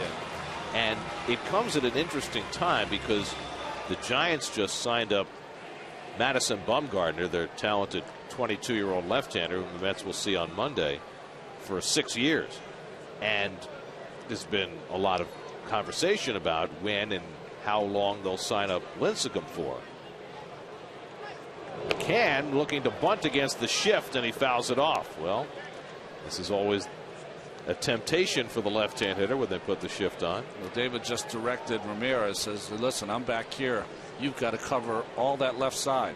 This is what Mark Teixeira has been threatening to do and still hasn't done, to my knowledge. Teixeira actually got scratched tonight. He was suffering with the flu.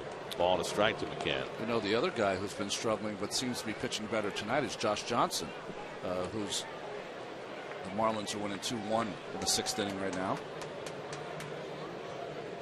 Here's the 1-1 to McCann, and he takes below the knees. But getting back to Lincecum, it's an awful dilemma for a Giants franchise that is so much invested in this guy emotionally. I mean, he's won 2 Cy Youngs for them. They won a World Series with him. And now they've got to make a long-term financial decision about a guy who's a very unconventional pitcher. McCann smacks one toward the right field corner, and that's an extra base hit off that scoreboard. Chipper goes to third. McCann hustles to second, and the Braves have runners at second and third. So McCann with his second double of the year, and he hit this hard. Change up in the strike zone. Good swing by McCann. Top hand, a lot of spin on that baseball. That's the reason it didn't go out of the park. Nice job by Lucas to get to the baseball. Had a shot at McCann at second base. Errant throw, though.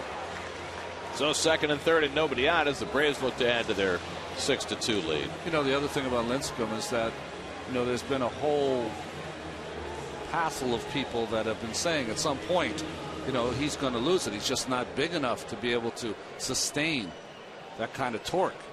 And in fact, he lost like 10. I don't know if he could lose weight, but he lost like 10 pounds this winter. Infield comes most of the way in with Ugla at the plate. And he first pitch swings and pops it up. Daniel Murphy stands right under it and waits. And so Ramirez gets one big out as Ugla pops up. Runners hold at second and third with one out, and Matt Diaz coming up. But I think that's part of the problem is that, you know, you see a guy like Lincecum start to struggle, lose a little velocity, still a very young pitcher. Yeah. But it's almost like you're dealing with a different kind of a creature than you would if you were somewhat of a conventional pitcher. I mean, how do you know if you're the Giants whether his odd mechanics have caught up to them or whether this is a momentary blip? And do you invest? What do you invest in terms of years and dollars with that lack of knowledge? Well, I think it says a lot that the guy who does not have 2 Cy Youngs, they gave the big contract to Matt Cain and not to Tim. So Manny Acosta up in the bullpen and then signing Bumgarner. Yep. Of course, Bumgarner in a different situation. He's only got a year plus in the big league, so they were just buying out his arbitration and 1 year into free agency. Same as the Mets with Nice. Exactly. Which has been a real trend. Diaz lifts one out to right. That'll get a run home. Duda goes back. Tagging at third is Jones. He comes in to score. McCann heads over to third. Sacrifice fly from Matt Diaz makes it 7-2 Atlanta. So Diaz with his third run batted of the season. Ramirez pays for the leadoff walk.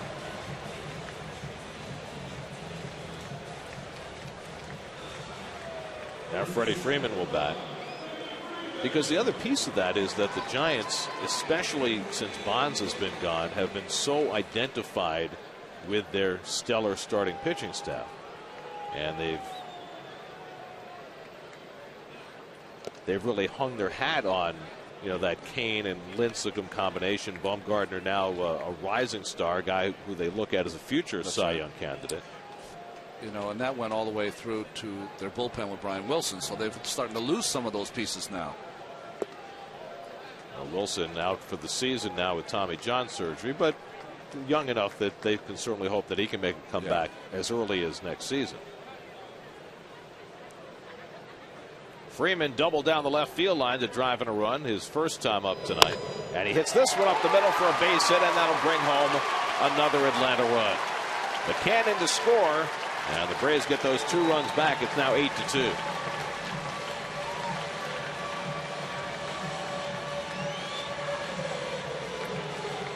Kind of a breakout game for the Braves, who have been struggling to put runs on the board.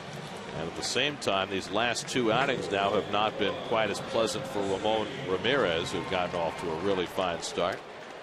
Chris Medlin up in the Atlanta bullpen. Delgado may well be done after 5 innings and 91 pitches. Here's Tyler Pastornicki, who drove in 2 with a double over the first base bag his first time up.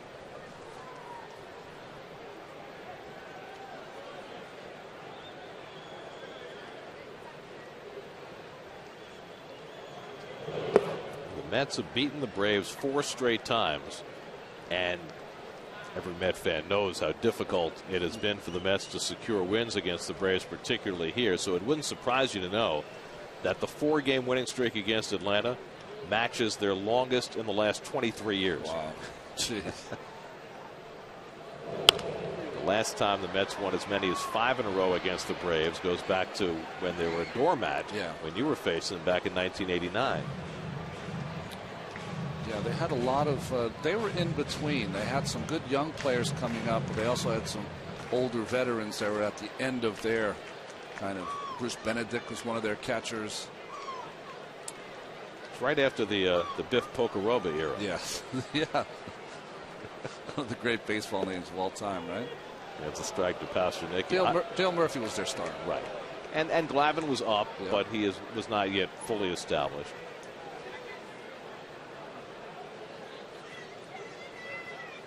Now the 2-2, and he chases a pitch in the dirt. Tolley makes the toss down to first, and Pastornicki is struck out to end the inning. But the Braves get those 2 runs back and lead it 8-2 after 5. For tonight, we asked who had the Mets' first hit in the first game at Shea 48 years ago today. It was Tim Harkness. Wow. And there it is, 1964. The World's Fair was open right next door out in Flushing Meadow. And the fans flocked into the brand new ballpark. That was cool. Josh Tolley leading off in the 6th inning. Josh has been aboard twice with a walk and a single. He drove in the first Met run with a base hit. Randall Delgado still out there chucking here in the 6th inning after going 5 in his first start. Stumbled a bit the last 2 innings, but righted himself by striking out Bay and Duda to get through the 5th. Kirk Neuenhuis on deck, and then the pitcher's spot for the Mets here in the 6th. Up and away, the Mets 7-3 on the year, which is very impressive, but still looking up at those Washington Nationals. Yeah, right. Who are getting more great pitching tonight from Gio Gonzalez. They lead Houston 1-0 in the 8th. Gonzalez went 7. Totally bangs that one off his leg, still 2-2.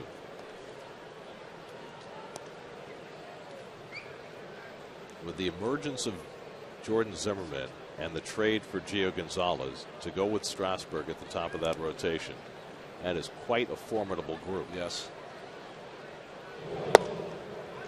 Just off the plate with a changeup, and it's 3-2 to Tolley. Talking about San Francisco, Washington trying to do that same kind of deal. Some good starting pitching. They've got that excellent bullpen. Fastball, strike 3 called, and Tolley knew it. That's 3 strikeouts in a row for Delgado, his 5th of the night. Let's check in with the studio. Chris Carlin as a New York State Smokers Quit Line game break.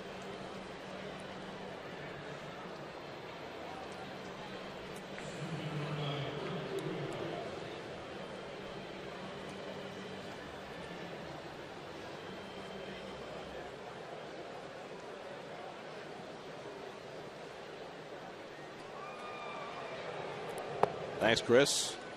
Kirk Neuenhuis takes low for ball 1. The Marlins are the only National League East team the Mets haven't seen yet this year. As Neuenhuis punches one the other way, and that finds the outfield grass for a base hit. So Kirk has his 2nd hit of the night. And the Mets have their 7th off Delgado. And Ronnie Cedeno will come up to bat for Ramon Ramirez. Cedeno is due to get a start tomorrow at shortstop with Ruben Tejada to get the day off. Be interesting to see if Neuenhuis or Cedeno leads off. Terry was undecided as of this afternoon as to which way to go. Manny Acosta gets up in the Mets bullpen, and the curveball in for a strike to Cedeno.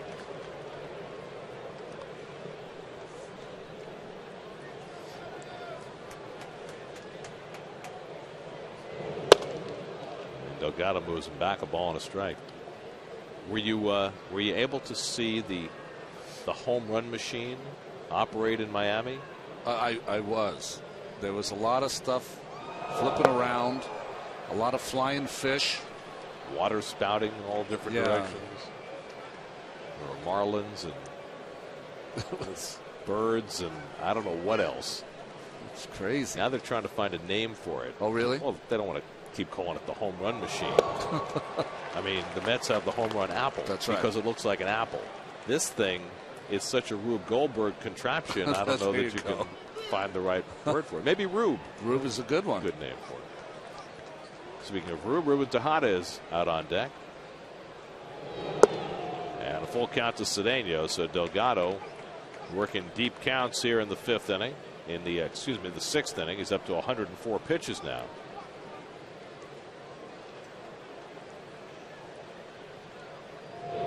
And Cedeno takes a low ball 4, and that might be quite enough for Mr. Delgado. Let's see. Yep, here comes Freddie Gonzalez, and he's ready to make a double switch.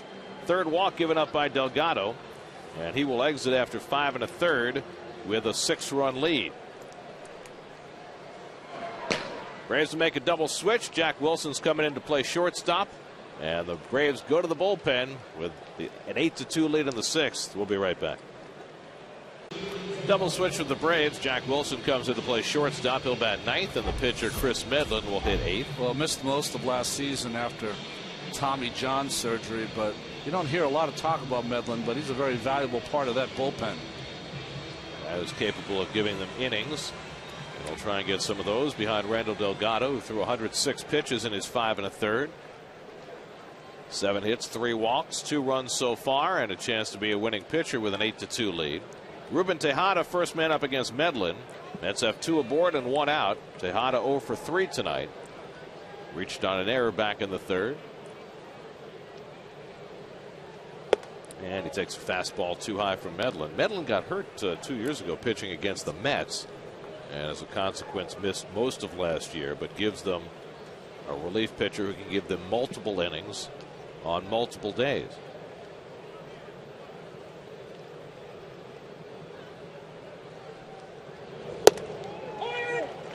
Ball and a strike to Tejada, with Daniel Murphy waiting on deck.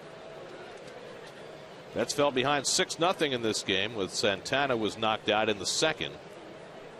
That scratched back for a couple of runs in the 4th, driven in by Tolle and Baxter, and threatened in the 5th. They're threatening again here in the 6th. Good breaking ball by Medlin. That's 1-2. Well, Medlin's a guy that they really want him to be one of their young starters, but he's so valuable in the bullpen that they've kept him out there. Started 14 games a couple seasons ago. How many 5'10" right-handed starting pitchers do you know? No, not many.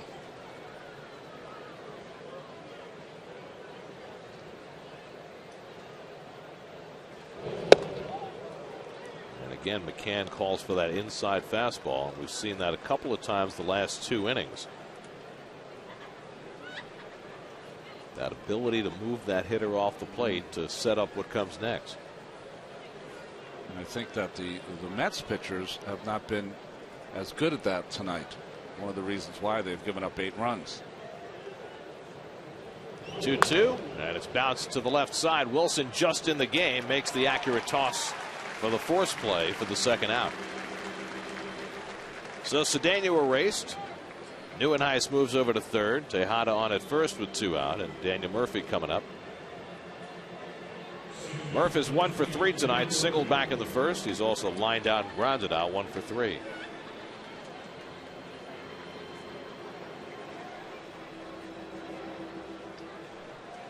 We were talking about the Marlins before, and we haven't been there yet, and I look very much forward to seeing their new stadium, which everybody says is beautiful. But I'm wondering whether they're going to have some issues there in terms of getting people to the ballpark. And I think they've already suffered through some of that early in the season. Some ticket holders may be discouraged by the lack of parking near the ballpark. It's an issue I think they're going to have to deal with, because there's no public transportation to speak of there. Yeah, there's none. And in the day when I would go in that area and the Orange Bowl was there were daytime football games, and they would allow, and they don't allow it anymore, that the residents, you could park on their lawns, and they would just charge you whatever they were charging. I think it was about $10 or so in those days. Because for all the deficiencies that they had in the football stadium they played in for all those years, parking was never an issue. It was a parking lot. Fastball away to Murphy, 2-1. So, you know, it's a matter of reconditioning your fans to accept a different reality. And that might be hard for some people to have to, walk a mile to their car. The older population, of course. 2-1 to Murphy. And Daniel strokes one off the glove of Chipper Jones, and that'll bring home a run. Neuenhuis comes in to score. Chipper able to get his glove on it, but couldn't make a play. Murphy will get credit for an infield hit and an RBI, and it cuts the Braves lead to 8-3. Well, this ball got on Chipper in a hurry, crushed by Murphy. Had some spin on it with the dive, not able to come up with it. Base hit for Murph. Second hit of the night for Murphy, his 5th run batted into the year, and so David Wright comes up with a chance to do some damage. David is 1 for 3 tonight. Nearly took out the starting pitcher Delgado with a bullet past his ear for a base hit his last time up. And I don't think we've seen much of this, but the Braves shifting their infield rather decidedly against David. They've got Ugla almost behind second base. They did this in last night's ball game. It's very strange to me because when David's on, shoots a lot of balls through that hole, especially the way that the Braves pitchers have pitched him tonight, which is fastballs away.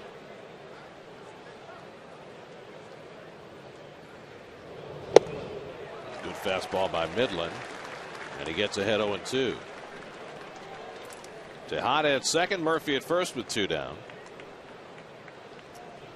David, by going 1 for 3 tonight, has seen his average plummet to .519.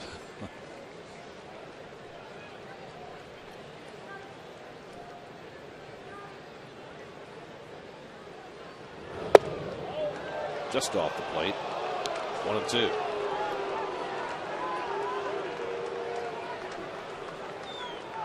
David's just 1 for 8 in his career against Chris Medlin, who has been very tough against the Mets. Pitched 3 innings against him in that opening series and didn't allow a run.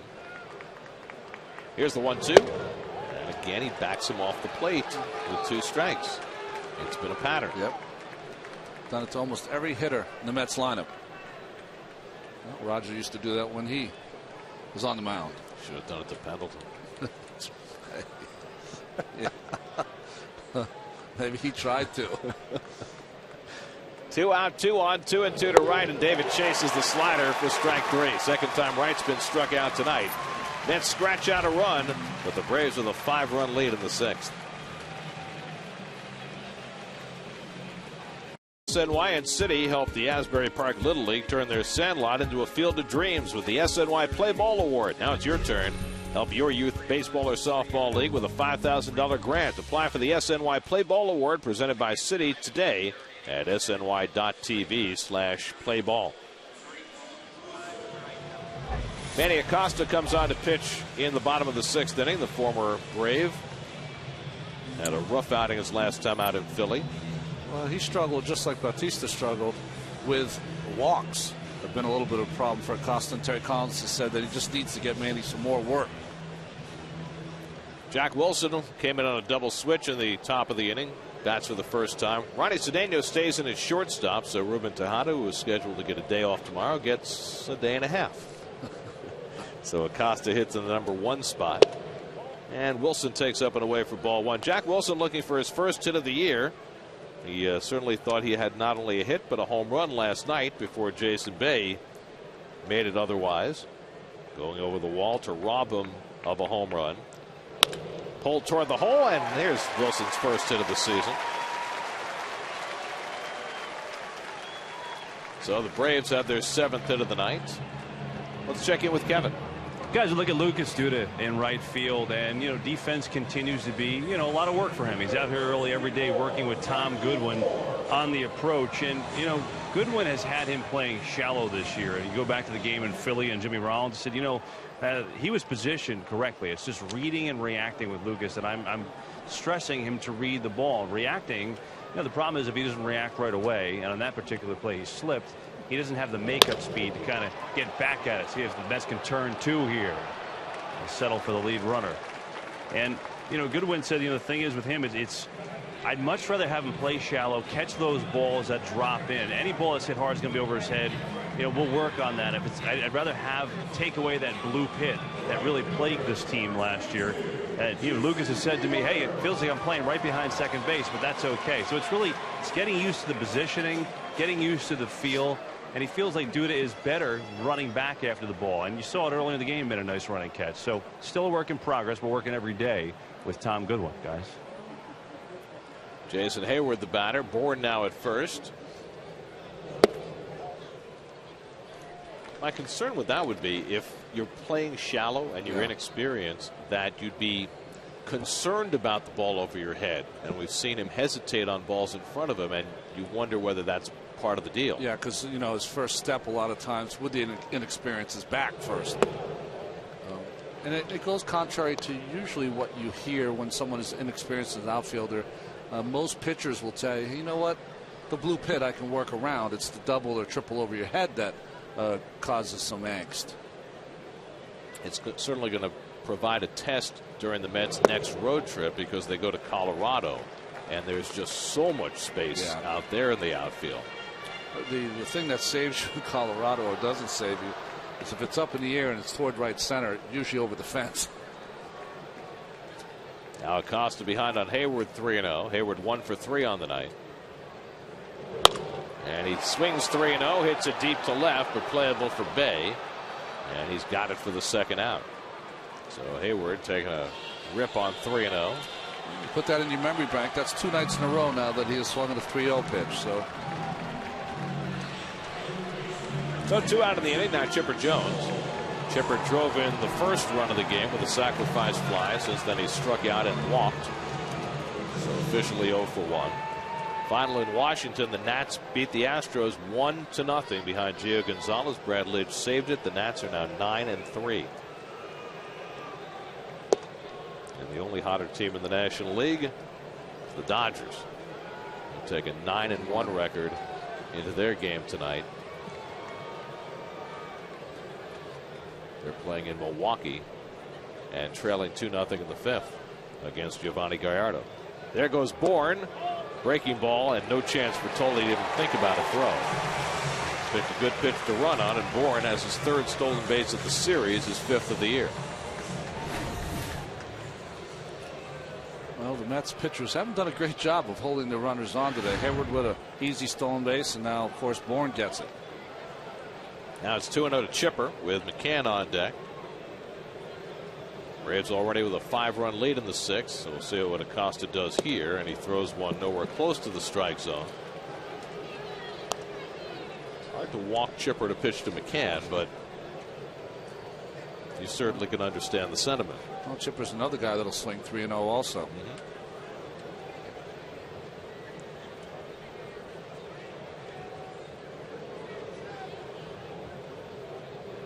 And he does, and he hits it to the same part of the ballpark as Hayward did. So back-to-back 3-0 swings, and Hayward and Jones both fly out to end the inning. A hit and 1 left. We head for the 7th at Turner Field with the Braves leading the Mets 8-3. Bingo, we'll have a breakdown of tomorrow's Mets-Braves series finale with exclusive interviews, insider info, and debate on Daily News Live, presented by Citi, tomorrow at 5, only on SNY. Ari Dickey goes tomorrow for the Mets. Pitched a gem against the Braves, his first start of the year. Ike Davis leads off in the 7th inning and fouls back Chris Medlin's first offering. Ike tonight 0 for 2 and a walk. He's fly to left, line to center, and then walked in the 5th. And it was really Randall Delgado's shining moment of the night. The Mets trying to creep back into the game at that point as Medlin throws a curveball for a strike. Mets were down 6-2, had 2 men on, and Delgado struck out Bay and Duda to get through the inning. 22-year-old Delgado went 5 1/3 tonight, charged with 3 runs and 7 hits. Well, he now has 9 starts in the major leagues. He has never given up more than 3 earned runs in any of those starts, so very consistent for a young pitcher. Jason Bay on deck, then Duda, as the Mets continue their uphill climb here in the 7th. And Medlin just missed inside, 2-2.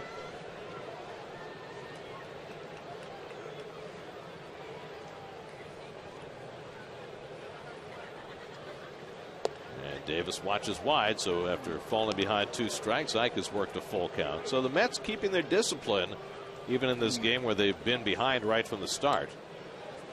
Whereas the Braves got a little bit undisciplined that last inning. There's strike 3 called. Medlin was able to run that one back over the inside corner for his 2nd strikeout.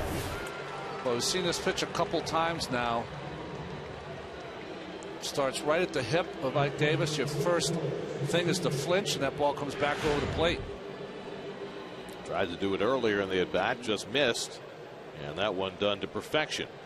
Now Bay, who's 1 for 3 on the night, hit a pop fly double back in the 4th that 3 different players lost in the twilight. That was the amazing part of that play, is that the second baseman Ugla, Pasternicki, who was then playing short, and Bourne in center, none of them saw the ball. Only Jason Hayward, who had a little different angle, saw it coming from right but couldn't get there in time. I don't think I've ever seen that before. No, usually you'll have one person lose it. Strike called to Bay, 2-1. Mets were able to cash that in and score a couple of runs in the 4th, but that's all they got until Delgado left the game. Medlin handles the comebacker and throws out Bay for the 2nd out. Even had Medlin not fielded that, Ugla was shaded right toward the middle and would have been there. So 2 out and nobody on. Here's your Kia drive around the majors. We mentioned Gio Gonzalez, 7 strong innings tonight in the Nats' 1-0 win over the Astros. Tough night for John Lester as he gets beat up by the Rangers. And the Rangers up 8-2 in the 7th. Mike Napoli and Michael Young with home runs. Better outing for Josh Johnson tonight as the struggling right-hander gets the Marlins into the 7th in a 2-2 game with the Cubs. Lucas Duda is 0 for 3 on the night. Lined out, grounded out, struck out. I understand all was quiet in Miami tonight for Ozzie Guillen's return. So apparently the furor died down a little faster than we expected. A lot of comments from the players of saying that they couldn't wait for Ozzie to get back. And they were 2-3 under Joey Cora, the bench coach. Now, while the furor in Miami apparently has settled down quickly, the question is, how quickly will the furor die in Boston? Well, I think Bobby's going to have to go on a little quiet hiatus for a couple of days. Well, they're getting whipped tonight. That certainly does not help. They lost yesterday as well. 2-2 to Duda. And that's low and inside, a full count. Well, their starting pitching has been in disarray. I mean, they won those games against Tampa Bay because they scored so many runs. I mean, Lester is I think their best pitcher right now. But that Texas Ranger team, they got hitters all up and down that lineup. Wilson in front of Duda's ground ball, and it's a 1-2-3 inning for Chris Medlin. We reach the 7th inning stretch in Atlanta with the Braves up by 5.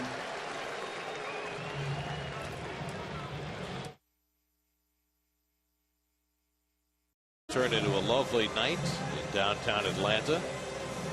Turner Field, right near the downtown portion of the capital of Georgia.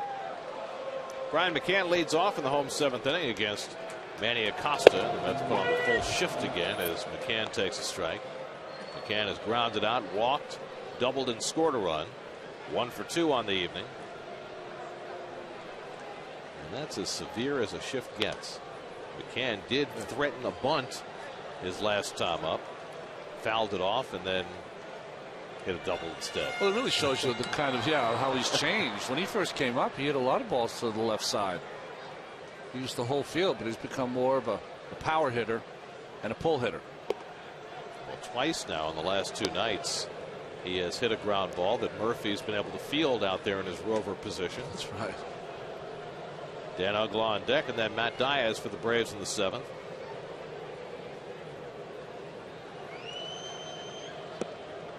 Good off-speed pitch by Acosta, and he takes care of McCann for the first out.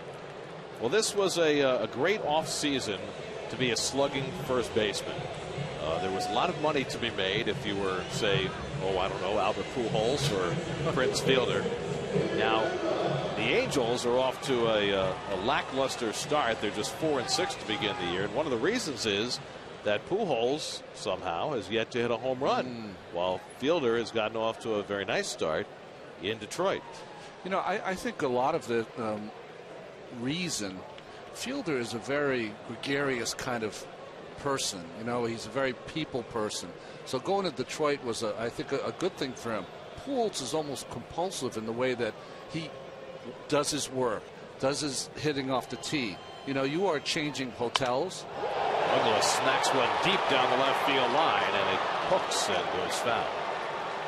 You know, you're changing hotels, you're going to different cities, you have a different hitting coach, all the things that he had before. In St. Louis, so he could be occasionally a little surly too, and not great with dealing with the media.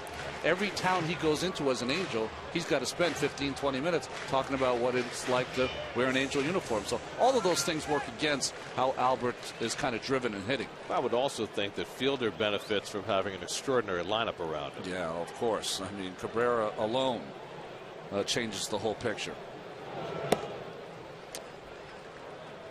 You know, there's you know, with interleague play, you face a lot of pitchers. At free agency, you see a lot of guys move around, but still, there's a lot of new pitchers that you're going to have to, you know, get your own bearings against. Ugla grounds one out to Cedeno at shortstop, and running hard out by a running stride for the second out.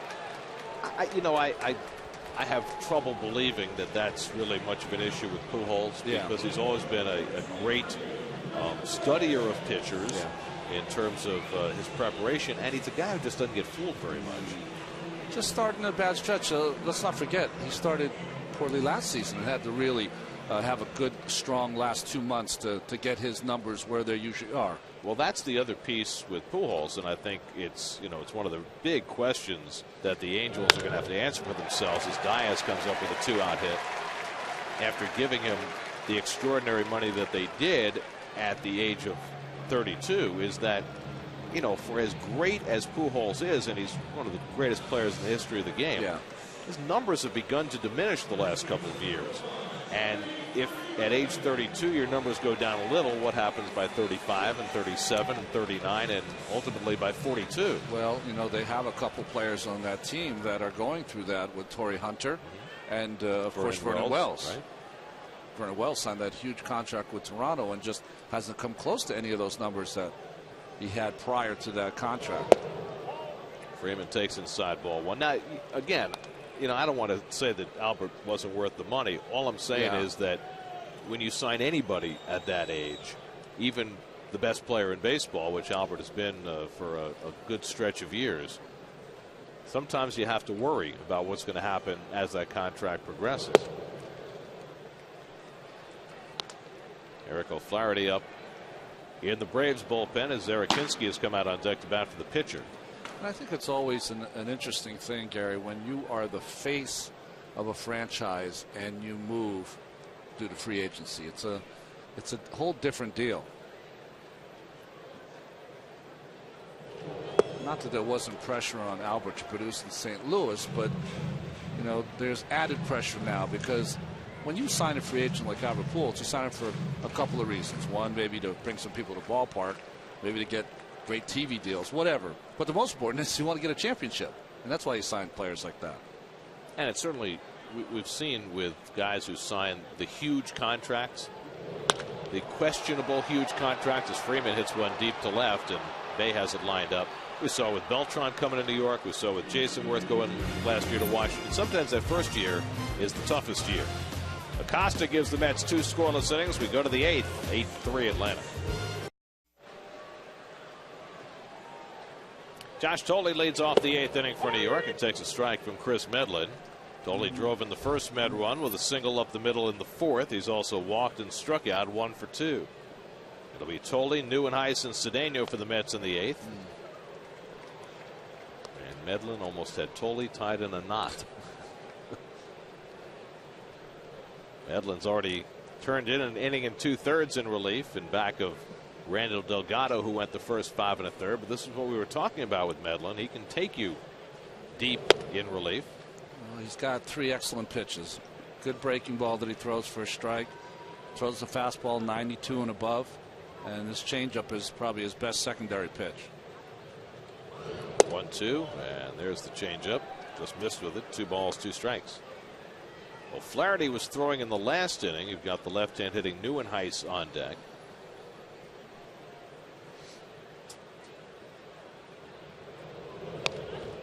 Thole stays alive. Meanwhile, Frank Francisco loosening up in the Mets bullpen.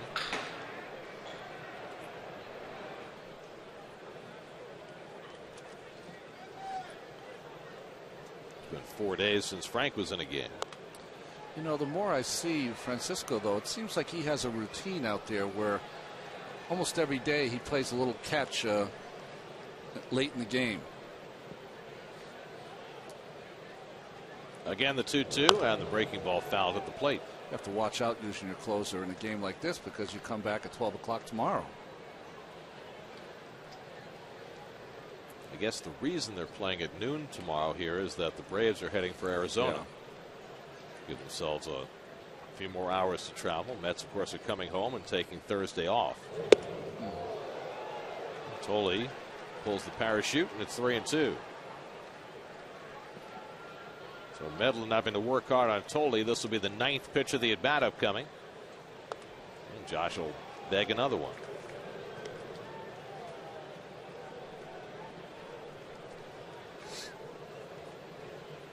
Neuenhuis, then Cedeno. The pitcher is in the #1 spot in the batting order, due up 4th in the inning.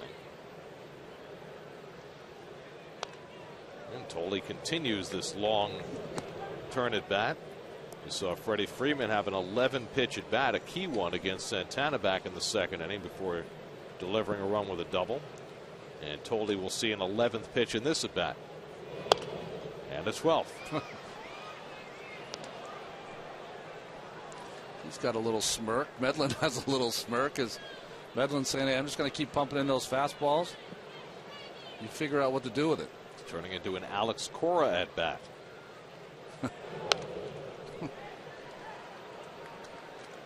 Cora had one of about 16 pitches, I think, during his Mets tenure. Pitch number 13. And this one will be put in play. Jack Wilson puts it away. And so Medlin wins that long battle from Tolley for the first out. Let's check in with Chris Carlin. He's standing by with the New York State Smokers Quit Line game break.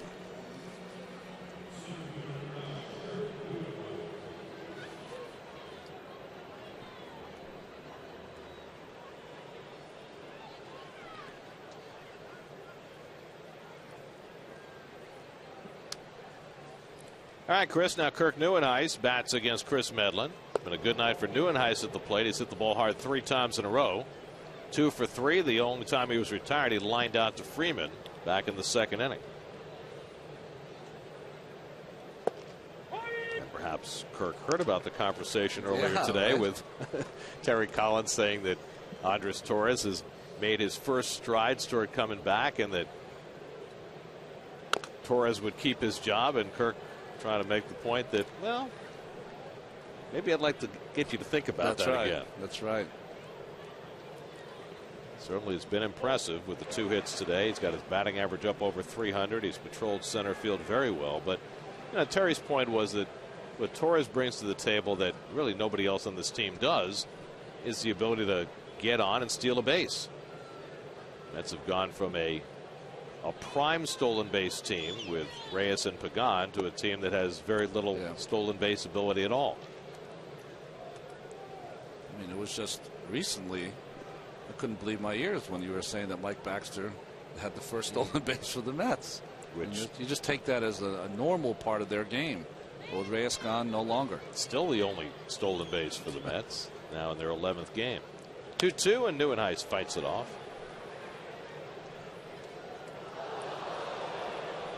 Let's take a look at today's Mets box score, brought to you by Burger King. Daniel Murphy and Kirk Neuenhuis, the only Mets with 2 hits tonight.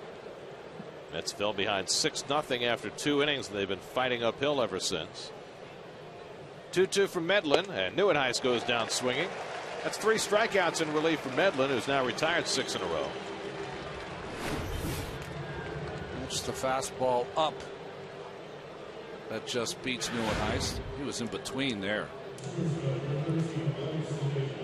So 2 out and nobody on. Now Ronnie Cedeno will bat for the 2nd time. He pinch hit in the 6th, drew a walk, stayed in the game at shortstop.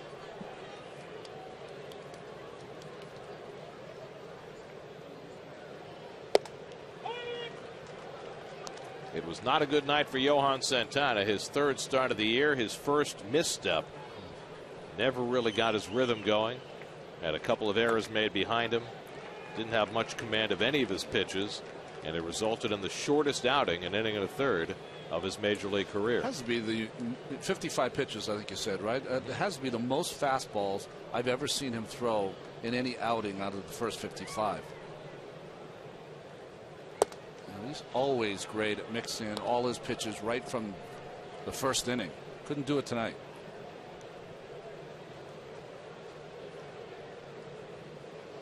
One-two from Medlin, and Cedeno takes it just off the plate. 2-2. Well, Johan's next start is scheduled for Monday against the Giants at Citi Field. And his between starts work will be that much more important coming out of a difficult outing. Just because there is so much attention paid to the progression from an injury that nobody's really fully come back from before. Strike 3 called. Cedeno down looking. 4 strikeouts in relief for Medlin. We go to the bottom of the 8th in Atlanta. 8-3 Braves.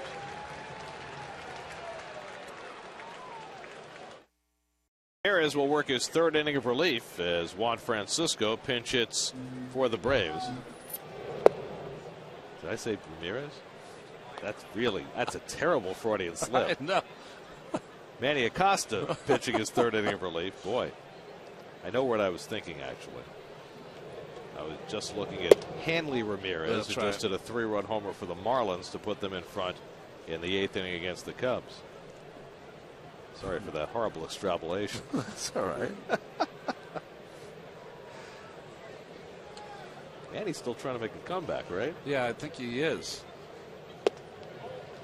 Acosta misses outside. 2-1 to Francisco. Jack Wilson is out on deck, and then Michael Bourne for the Braves in the bottom of the 8th.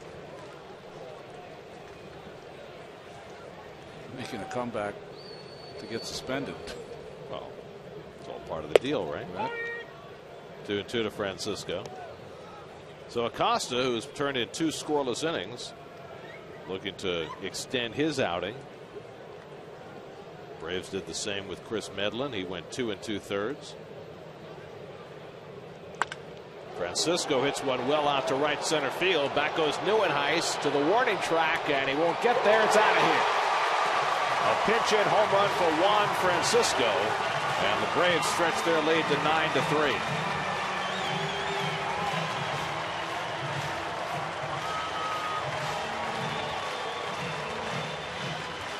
Francisco's first home run as an Atlanta Brave. Well, when they got him late in spring training, that's what they got him for. He's got some great pop, big swing. He's made a few errors over there at third base, but out on that front foot still has the power to hit it out of the ballpark. So now it's 9-3 Atlanta, and Jack Wilson takes a strike. 3rd career pinch hit home run for Francisco. Wilson picked up his first base hit of the year. A single to left in the 6th in his only at bat of this game. We're talking about Wilson getting robbed of a home run by Bay last night, and you mentioned earlier his home run drought, Ronnie. 464 at bats now without a home run, the 3rd longest for any active player. This one will sail out of play. Jamie Carroll has the longest that makes sense. homerless streak for any non-pitcher. Juan Pierre on that list? No, because I think Juan's had an inside the park home run. Okay. But Jamie Carroll 972 at bats. Chris Getz is second, 753, and actually the 4th longest streak belongs to Ruben Tejada, who's only hit 1 home run in his career. That was 2 years ago in Chicago. Tejada now at 426 at bats without a home run.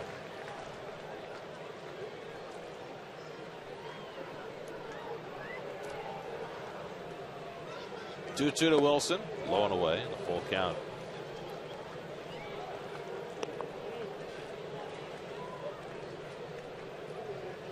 Trying to remember the last time Manny Acosta pushed past 2 innings in an outing.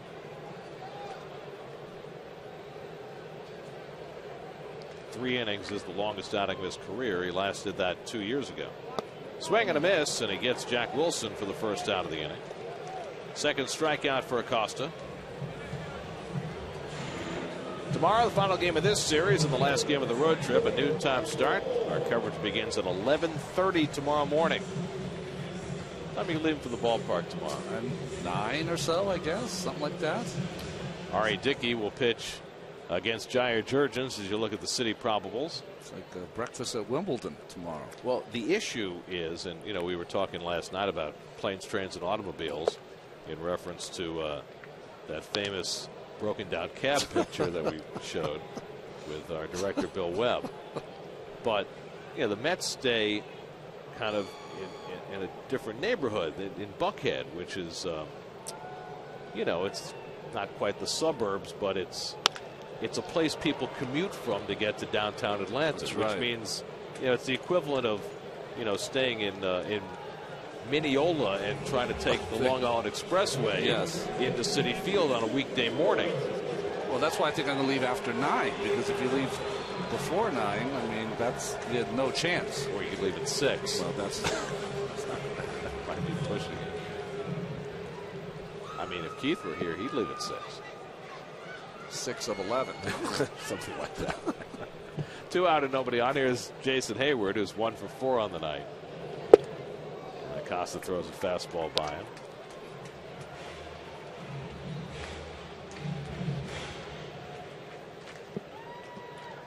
Well, what's pretty funny is that what you hear from most people when you let them know you're from New York or live in New York, you get the same line from everyone. Boy, I could never live there. You have so much traffic. It's a lot more traffic in this town than there is in New York. Every place we go has traffic. Atlanta has some of the worst traffic anywhere. They don't have enough roads for the number of people who've moved here. How about going to the airport in Chicago after a day game? Right. Houston, traffic there. Fly ball foul down the left field side. That's why I am always in favor of the cities where we stay in hotels where you can walk to the ballpark. Like San Diego, Cincinnati, Pittsburgh, St. Louis. Yeah, St. Louis is the best, right? Right across the street.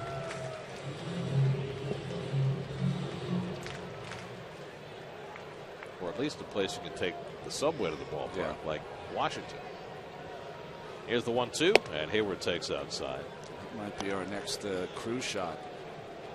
What's that? The subway. Crew on the subway? Yeah. Metro in D.C.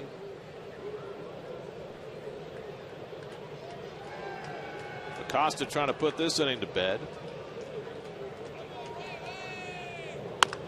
And Hayward prolongs the at-bat. Question is, who's going to be in the next cruise shot? That's right. So be alert. It could be you. Well,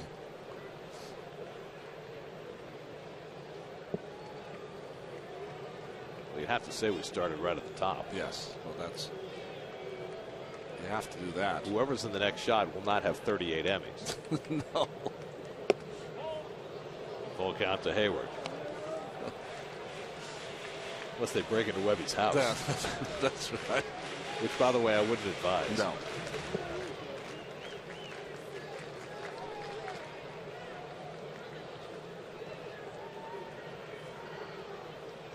Now the 3-2 to Hayward, and it misses ball 4, and so Chipper Jones will get another turn.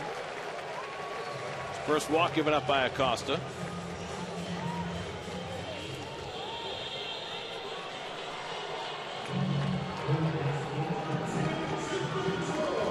So here's Chipper, still looking for his first hit in this series. He does have a walk and a sacrifice fly tonight. Otherwise 0 for 2. Braves have 9 hits, the Mets have 8, but the Braves put up a 5 spot in the second and have not looked back. And a ground ball toward the middle, but Murphy moves over and ball comes up for him, and he throws out Chipper to end the inning. Juan Francisco's home run extends the Atlanta lead. They're up 9-3 as we go to the 9th. Post game on Geico Sports Night. NFL schedules have all been released. Who's going to play where when? Knicks and Celtics at the Garden, and the Devils and Panthers game 3 all tonight. Geico Sports Night after the post game right here on SNY. Juan Francisco, fresh off his pinch hit home run, stays in the game at third base as Chipper Jones comes out. And Eric O'Flaherty, who's been struggling in the early season, will try and close it out for the Braves. But had one of the great seasons last year in 78 appearances, had a 0.98 ERA. Lowest ever for a pitcher with 75 or more appearances. Scott Hairston pinch hits for Acosta as we start the 9th. And Scott takes ball 1. It'll be Hairston, then Murphy and Wright for the Mets, down 9-3. And the big story coming out of this game will be the performance of Johan Santana, who lasted just an inning and a third tonight, the shortest outing of his career. After 2 very good starts to begin the season, something very different tonight for Johan, who was charged with 6 runs, 4 of them earned in that inning and a third, and just never seemed to find himself. Hairston grounds one to the left side, and Francisco is there. 1 out in the 9th. Let's check in with the studio. Chris Carlin and Bobby Ojeda, see what's coming up tonight on WB Mason Post Game Live. Guys?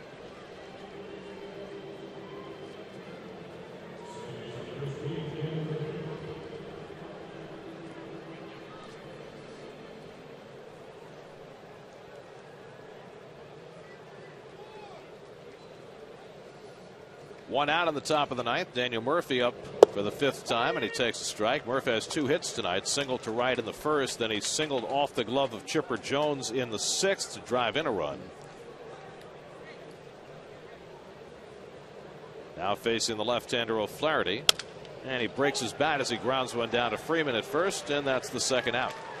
So O'Flaherty comes in, breaks the bat, gets a couple of ground ball outs, and the Mets are down to their final out of the night, with David Wright coming up. So David's streak of reaching base at least twice in every game is on the line. He's 1 for 4 tonight. Became the first Met ever to reach base at least twice in his first 7 games of the year. He has also struck out twice tonight, which is a rarity for him this season.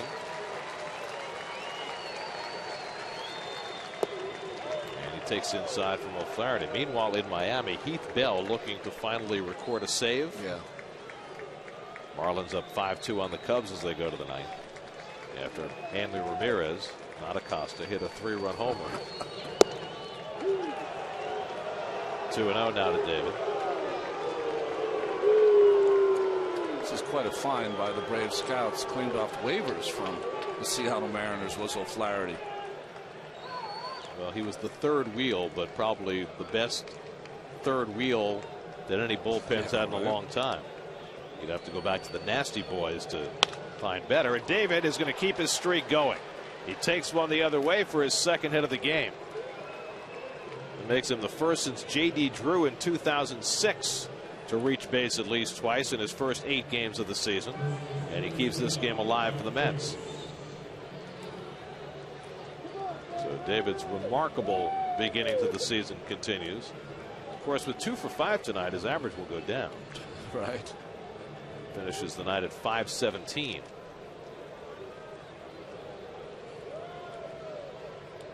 So now Ike Davis, who's 0 for 3 and a walk tonight. Chris Medlin did an outstanding job in relief for the Braves. 2 2/3, no runs, 1 hit, no walks, 4 strikeouts. And O'Flaherty misses with a breaking ball, 1-0.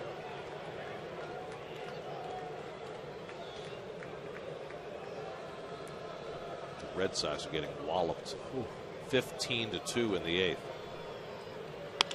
Grounded down to first base, and Freeman's got it, and that'll do it. As the Braves even up the series at a game apiece tonight when Johan Santana did not have it, and the Braves take advantage and beat the Mets for the first time in 5 tries this season. 9-3 the final. Freddie Gonzalez's crew, pretty clean game for them. They got some good